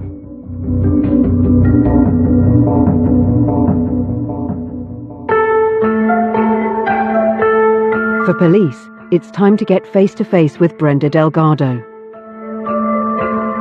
Brenda gets called in for a voluntary interview, and she's cooperative. The Dallas police, smart as a bug, those folks taped everything. Brenda gives the detectives her version of how she spent Wednesday, September 2nd, the day Kendra Hatcher was murdered. Wednesday, I was in Carrollton, Okay. and I studied from maybe 12 all the way to like about 6. And then from 6 we went to Fuzzy's. We had some tacos at Fuzzy's in Carrollton. Okay. Who were you studying with? Billy, this guy, my classmate. Okay. So how'd you get to Carrollton? I got a ride to Carrollton. Okay. Who gave you a ride? Who gave me a ride? My friend, Crystal. Crystal? She told me that early that morning she met up with her friend Crystal. They were having some problems with their vehicle, and she took it to Jose's shop. Jose's a mechanic. Jose looked at it and told her that he needed to work on it, and she borrowed his Jeep. She said that she had a study date that day with some friends, and Crystal dropped her off at a public library, and she spent most of the day studying. She also told me that the library had cameras, and it also had a sign-in log that I could check for her signature. This level of detail immediately raises a red flag. Most people don't pay attention to locations having cameras or sign-in logs. It was like it was already pre-formatted. Brenda can also supply very specific details about where she was at the time of Kendra's death. When I go to Chili's. How did you get to the Chili's? Billy took me. Billy gave you a ride at Chili's? Okay. I have the receipt in my bag. I can tell you exactly. That's all my clothes down. Okay. She probably figured if she just showed the receipt, an officer would say, sure, you weren't there, thank you, and that would be over. Fortunately, that's not the way it works in the world of crime. Most people, when they come down and talk about murder, they're really nervous and kind of taken back. Either they're going to be overwhelmed emotionally because someone lost their life. They're going to be afraid because they're being questioned at a homicide investigation. She didn't seem to match any of those descriptions. She was very cool, calm, and collected, and very organized. Detectives begin to get more specific with Delgado. This is the picture of the young lady that got killed. Never seen her before? I've never seen her. Okay. First they started with Kendra Hatcher. Do you know this person? No, I've never met her. Well, she's engaged to Ricky Patiago. Do you know him? Oh, well, yes, Ricky and I are very close, but we're just friends now. Detective Barnes needs to find out more about the vehicle used when the murder occurred. I began to press her on who would have this Jeep. So when I pressed her on her location and whether she was driving the Jeep, she pointed a finger at Crystal and said, you need to talk with her. Detectives now bring Brenda's friend Crystal Cortez in for questioning. So she is in the police headquarters at the same time Brenda is, and they're interviewing both of them, taping both of them, and then super helpful for information back and forth. There was a lot of different stories from Crystal. The first version was that she was looking for a parking space because she was going out to eat in a nearby restaurant, and she just happened to park inside the parking garage at the Gables 17, and she heard a loud noise and decided to leave the parking garage. When I was up there, I heard a shot. I have my son in the back. So I said, no, you know what? Let me get out. I'm coming out. There's a guy running with a mask right in front of me. He stops, he looks dead at me, and I'm just like, horrid. I'm shaking literally at this point because I have my son in the back. I confronted her with the fact that I actually saw someone get out of her vehicle and walk towards Dr. Hatcher. Immediately, Crystal's story changes. Crystal starts making up stories about she was just driving along the park with her son, and this scary man jumped in and told her to drive or he was going to kill her. And then she drove to the apartment complex and had no idea what happened. However, she's confronted with the fact that there's no sign of anyone who could be considered to be her son on the tape. Who else was in the vehicle with you? Just my son, and he was asleep in the back, honestly. No. That's not gonna work either. I want to be able to trust you, and I want to be able to believe you. And I know that what you're telling me is not true. She switched up the story to be this friend of Brenda's and her drove into the apartment complex, and the motive was going to be robbery, and then she was just going to drive the getaway car, and they were going to be away with some money, and she was going to get $500, and they were going to scare Kendra. But Crystal Cortez has done no more than implicate herself. When Crystal admitted that Brenda paid her $500 to go to the parking garage with this unknown male who was armed with a firearm, she self-admitted she put herself at the crime scene. That was enough to charge her. We charged her with capital murder. Meanwhile, Brenda is still being interviewed by detectives. The more I watched Brenda Delgado, the more I just knew she was lying. They kept the film running when they would leave the room, or do you want to take a bathroom break, or do you want some snacks or whatever, so they were friendly to her. But there would be times when she was on camera by herself, the detectives were out of the room, talking to Crystal Cortez. She was just oh. And she was doing things like this, and I think she was realizing the trouble that she had stepped into and that what was happening while the detectives were interviewing her. Agent Barnes now turns up the heat on Delgado. I began pressing Brenda really hard about where she was at, what she was doing, and why they were there, and what they were there for. And I think that once I began pressing buttons, Brenda felt like she was gonna unravel and end up being charged. And she just asked for an attorney. Brenda clearly hasn't been to the scene of the murder. Detectives don't have enough evidence to charge her, but instinctively they know she is involved in some way. They felt they did not have enough to issue a warrant for arrest for murder, but they wanted to hold her. They ran her background check, and she had a whole bunch of parking violations, enough to be arrested. Collectively, we decided it would be better to just put her in jail for her traffic tickets than to charge her with murder and have to release her if we couldn't find enough details to prove it at that point. But Brenda has other plans. As soon as somebody comes down here, or she on her own pays the $300 or $400 that's owed, whatever's the fine that's not paid, as soon as you pay that, they release you immediately. And so it's not like you're sticking them in jail on some kind of a serious charge where they're going to have to wait and see a judge, and you're going to have to go through at least an 18-hour process. You're putting her in there. She's going to be out potentially in a couple 2 to 4 hours, which she was. We found out that she left jail. She called a taxi to a local hospital, and she called her father and asked her father to pick her up. Within hours, Brenda Delgado flees the state and crosses the border into Mexico. She already had her backup plan in place, and at that point, we were just playing catch-up. Detectives now believe that Brenda Delgado is at the center of the murder of Kendra Hatcher. All of the early indicators on this investigation seem to point back to Brenda. Jose didn't know Kendra. Crystal didn't know Kendra. It all pointed back at Brenda. Brenda had the motive to want Kendra dead.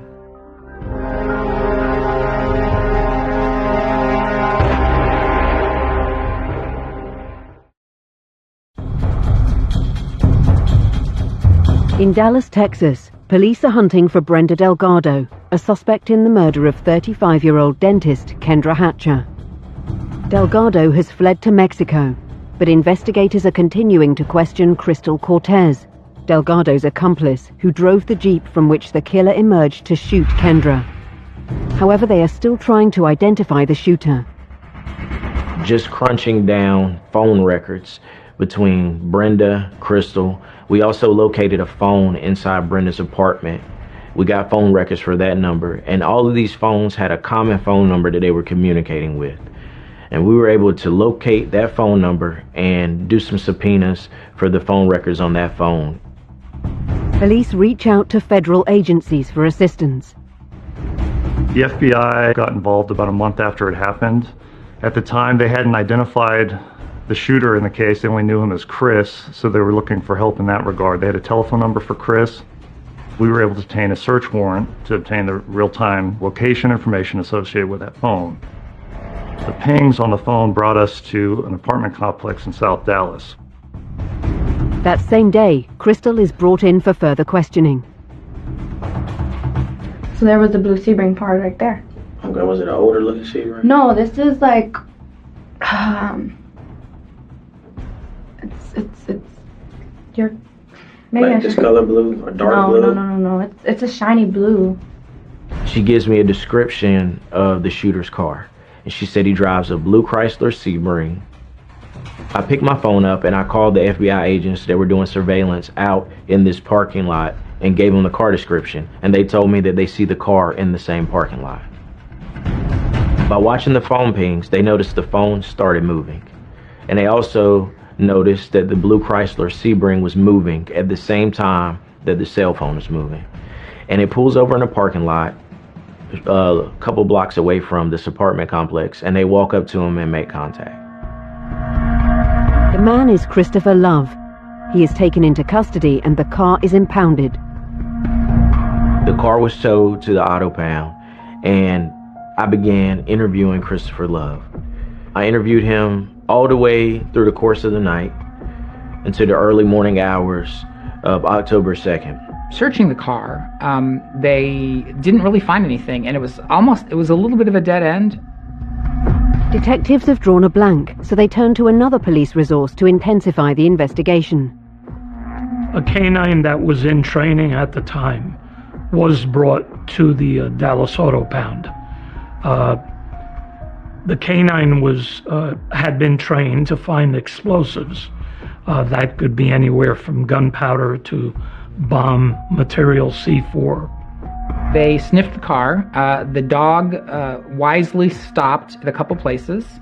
They found some residue, but they didn't find enough evidence yet. And then the dog zoomed in on the console in between the driver's and passenger seat, up one side and down the other. So that was super helpful. The investigators were able to remove the panel, and lo and behold, what's in there? A gun.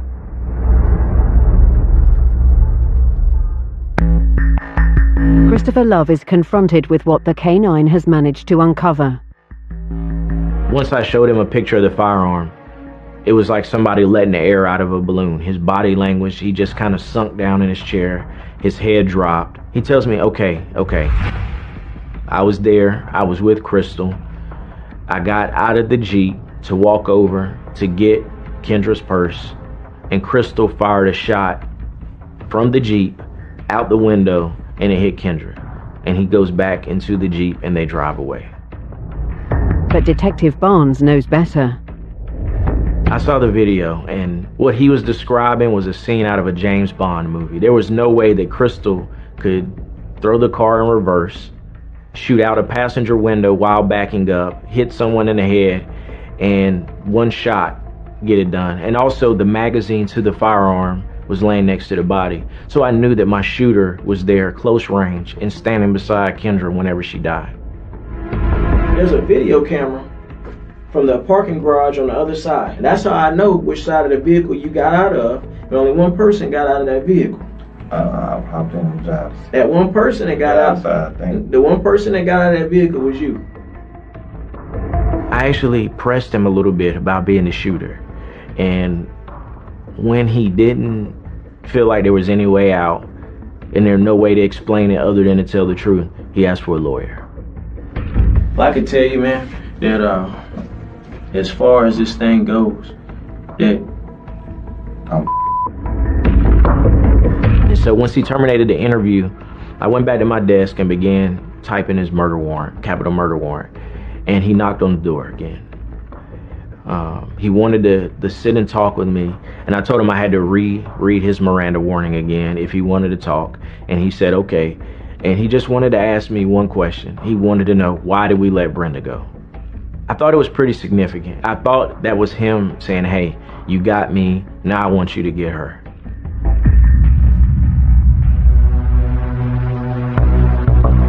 Crystal Cortez is also bowing to the inevitable. I really want to go home with my baby. You're not trying to cover for No, I'm not anybody. covering anybody. I don't want nothing to do with this. I want to go home now. I really do. I want to go to my baby, okay? I understand that. I'm trying to, I'm helping you guys with everything I can. I just want to go home to Ivan, okay? I know you guys are trying to help me. I'm trying to help you out. I'm not trying to cover for anybody. So Crystal was charged with capital murder. At some point, she agreed to a deal. The deal was, if you are truthful and if you can testify against Brenda, we will recommend you for 35 years to life. You will be pleading guilty to capital murder. They needed Crystal to get to Brenda. It's the only opportunity for her. 17 and a half years, you're eligible for parole. You may or may not get it, but you're eligible. She's got a child. She's got to be thinking about a whole lot of things, and she doesn't want to be locked up till the day she dies. She was the one that kind of put the pieces together for law enforcement, kind of explained what happened and allowed law enforcement to arrest the other people that were involved in it. Detectives know they have Crystal and Christopher, but now the spotlight turns to Brenda Delgado. They strongly suspect that she has manipulated the other two. One of the things that I learned working this case, that Brenda was very good at reading people. She was able to sit down with someone, figure out who that person was, figure out where they were at in life, and specifically what they needed in life. It was a business transaction for them. Should we beat him up? Should we kill her? Should we... they just handled it as if it was business. She actually offered Crystal $500. At the time, Crystal was a single mother. She was out of work because her vehicle wasn't working, and she needed some mechanic work done to her vehicle, and she didn't have the money to get it done. Brenda was able to figure out that she needed money to be able to go to work every day and take care of her child, and so she just kind of dangled that carrot in front of Crystal to get her to participate in this murder. And it is becoming apparent that Brenda had lied to Christopher in order to manipulate him even further. Christopher Love was a self-proclaimed low-level drug dealer that just moved to this Dallas area, and he wanted to be Scarface. He was looking forward to being the next up-and-coming drug dealer in Dallas, and Brenda picked up on that, and that's what she offered him. She told Christopher that she was part of the drug cartel, and that Kendra was actually stealing drugs from the cartel, and if he participated in this murder, that he'd get a lifetime supply of drugs. At the center of everything appears to be Brenda's jealousy of Ricky's newfound happiness with Kendra. I think her obsession with Kendra Hatcher and losing Dr. Paniagua was stronger than anything she could think of. She just had one goal in mind, and that was to either hurt Dr. Paniagua, which was one of the very first things that came into their minds, or remove Kendra Hatcher from the picture. On Brenda's phone, we looked into the notes portion of her phone, and we found an email address for Ricardo and also a password. Based on our interviews with Crystal told us that Brenda was able to track Ricardo, and she was able to know where he was at. When Ricky and Brenda were hooking up the second time around, Ricky was still helping her, so they had a joint cell phone account, and apparently that account gave her access to his phone online. She had put tracking software on his phone. She was able to know where that phone was, where he was. She would find his location and she would go and watch him, and then she would go have casual encounters where she would randomly bump into him and have conversations with him. And her obsession also extended to Kendra. In Brenda's phone, she had a bunch of pictures and videos she downloaded from Kendra's Facebook page. She had been stalking Ricardo and Kendra at the same time, just kind of staying up with their relationship. And I think she used social media as a way just to kind of figure out what they were doing. It is becoming clear that Brenda was going to do whatever it took to achieve her objective. Not only had she approached Crystal Cortez and Christopher Love, we interviewed some people that she had approached before about trying to convince them to do the same thing.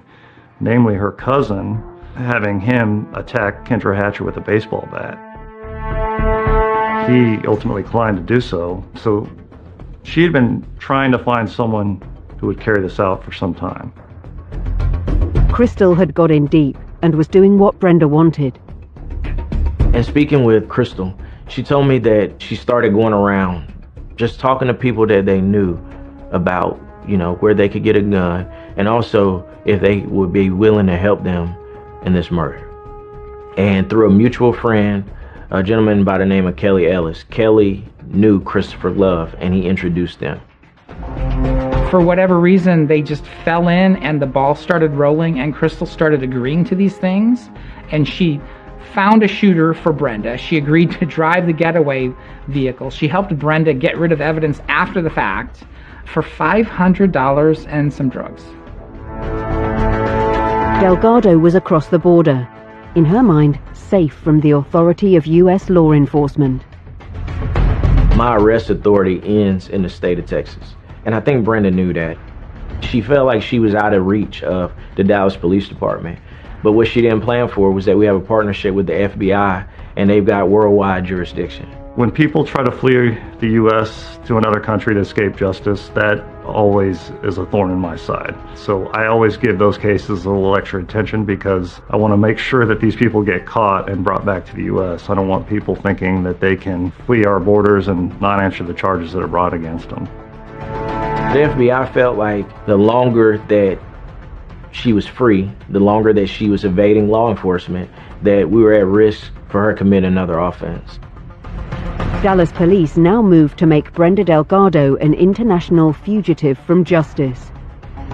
We were able to get her on the FBI most wanted list. I was pretty excited about it because I knew that I would get my shot at her again.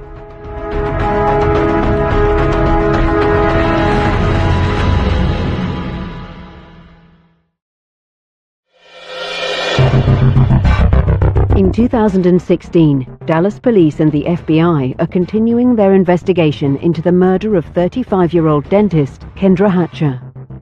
Investigators have apprehended the man who pulled the trigger, Christopher Love, and the getaway driver, Crystal Cortez.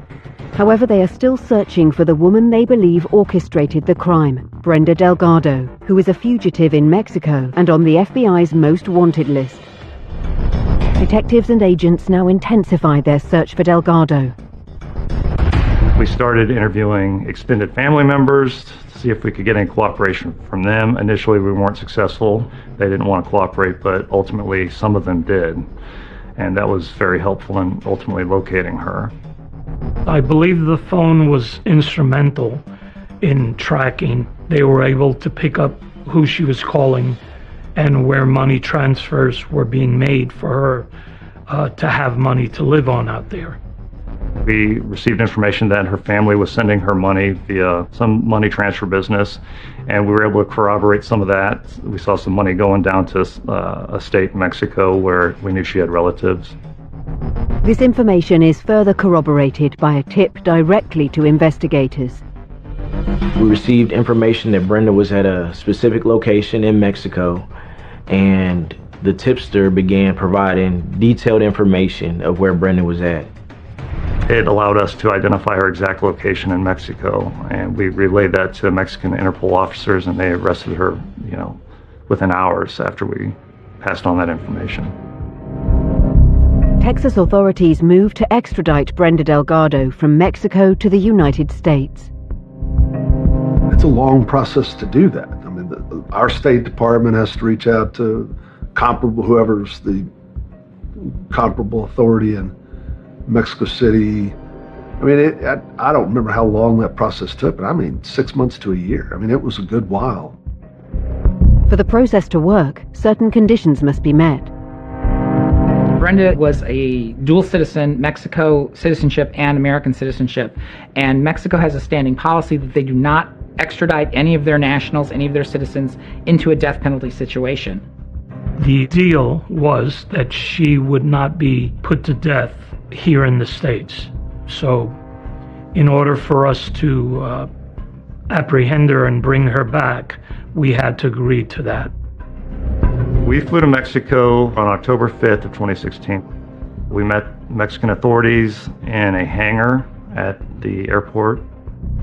We searched her. We placed the restraints on her that she would be wearing on the flight. We were able to board the flight before any of the other passengers through the back entrance and flew back to Dallas-Fort Worth Airport nonstop. I actually met her when she arrived here. I was the first face that she saw when she walked in the airport hangar. I'm a pretty competitive person, and even though I didn't get a chance to interview her again, in my mind, I was like, I told you I was gonna get you.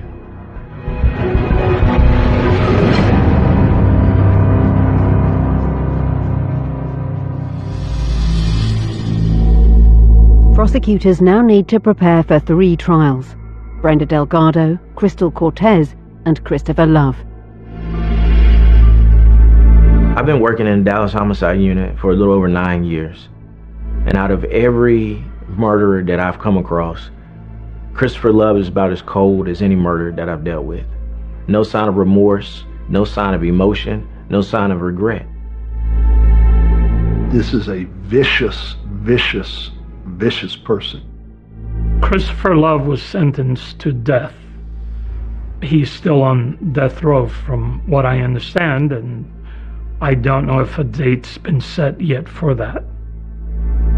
Crystal Cortez's fate has already been more or less agreed. Crystal was charged with capital murder as well, based on her agreement to testify against Christopher and also to testify against Brenda. She was given 35 years in prison. In the case of Brenda Delgado, prosecutors paint a picture of a ruthless manipulator. They did a great job at pointing out the specific facts of this investigation and just kind of like laying out who Brenda was. You know, that she's not just this pretty face that you see sitting in a courtroom, that this lady's a monster. I don't think she even thought much about covering her tracks. It was all about getting this done. This focus of, I need to get Kendra Hatcher out of the way so I can get Ricky back. Brenda had a very blank look on her face, almost like she was in disbelief that she was actually sitting in this courtroom and that she was being held accountable for what she did. I don't really know that she felt right and wrong. I don't really know that she felt any guilt. The best word I can come up with is sociopathic. She just appeared to be very nonchalant and like everything was okay, and it would be until the very end. When the jury deliberate, they aren't long about coming to a decision. So I was going down the escalator, and this is, we're less than 20 minutes since the jury went out, and I got a text message, we've got a verdict. I think we startled some folks. We came back in a half an hour.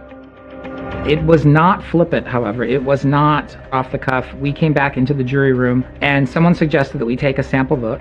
This is the gut check vote. Let's just write down what we think, and then we'll start talking about it. So a woman volunteered to capture the notes. We all wrote down what we thought, and she opened them up, and they were all in one pile, one after the other. Guilty, guilty, guilty, guilty. That's very unusual. In a capital murder case, for the jury to come back, I heard estimates of 18 to 20 minutes that they deliberated. Yeah, that's unheard of. So they were convinced beyond a reasonable doubt that she committed this crime.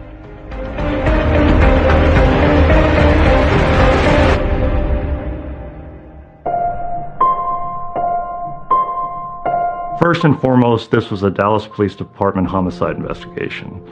And everybody understood their roles, and everybody understood that the primary goal was to identify everybody who was involved in this murder for hire and to get everybody arrested and in a courtroom to face the charges against them. And I think every agency did a great job at that. I think working cases like this just makes it hard for you to trust individuals. But on a positive note, it's kind of offset by all the positives that I learned from working with the family and also the detectives on this case. There may be a victory of sorts in the convictions, but for the family of Kendra Hatcher, there is just loss. The thing that bothered me the most about this case was this could have been anyone. Kendra is a truly innocent victim, and she never saw any of this coming. For her to be ambushed and assassinated in a parking garage like an animal, it just it bothered me. And it is one of those things that you just never forget. It's such a senseless, tragic loss of life that didn't need to happen. Just the lengths that someone would go to try to get back with an ex-boyfriend. That's very chilling, and it's a stark reminder of kind of the world we live in. Nothing anyone can do will bring Kendra Hatcher back, and for her family, the pain of losing her endures. For the family, I don't feel there's closure. The word is a great word. We hear it and we think curtains are shut and we can no longer see what's behind them. But I do not believe that there is true closure in a case like this. Their daughter, sister, was taken from them in an instant, without any warning and without any reason. So I don't know how you come to terms with that. It's got to be extremely difficult. We can never bring back Kendra, but we can say, hey, we got the people that were responsible.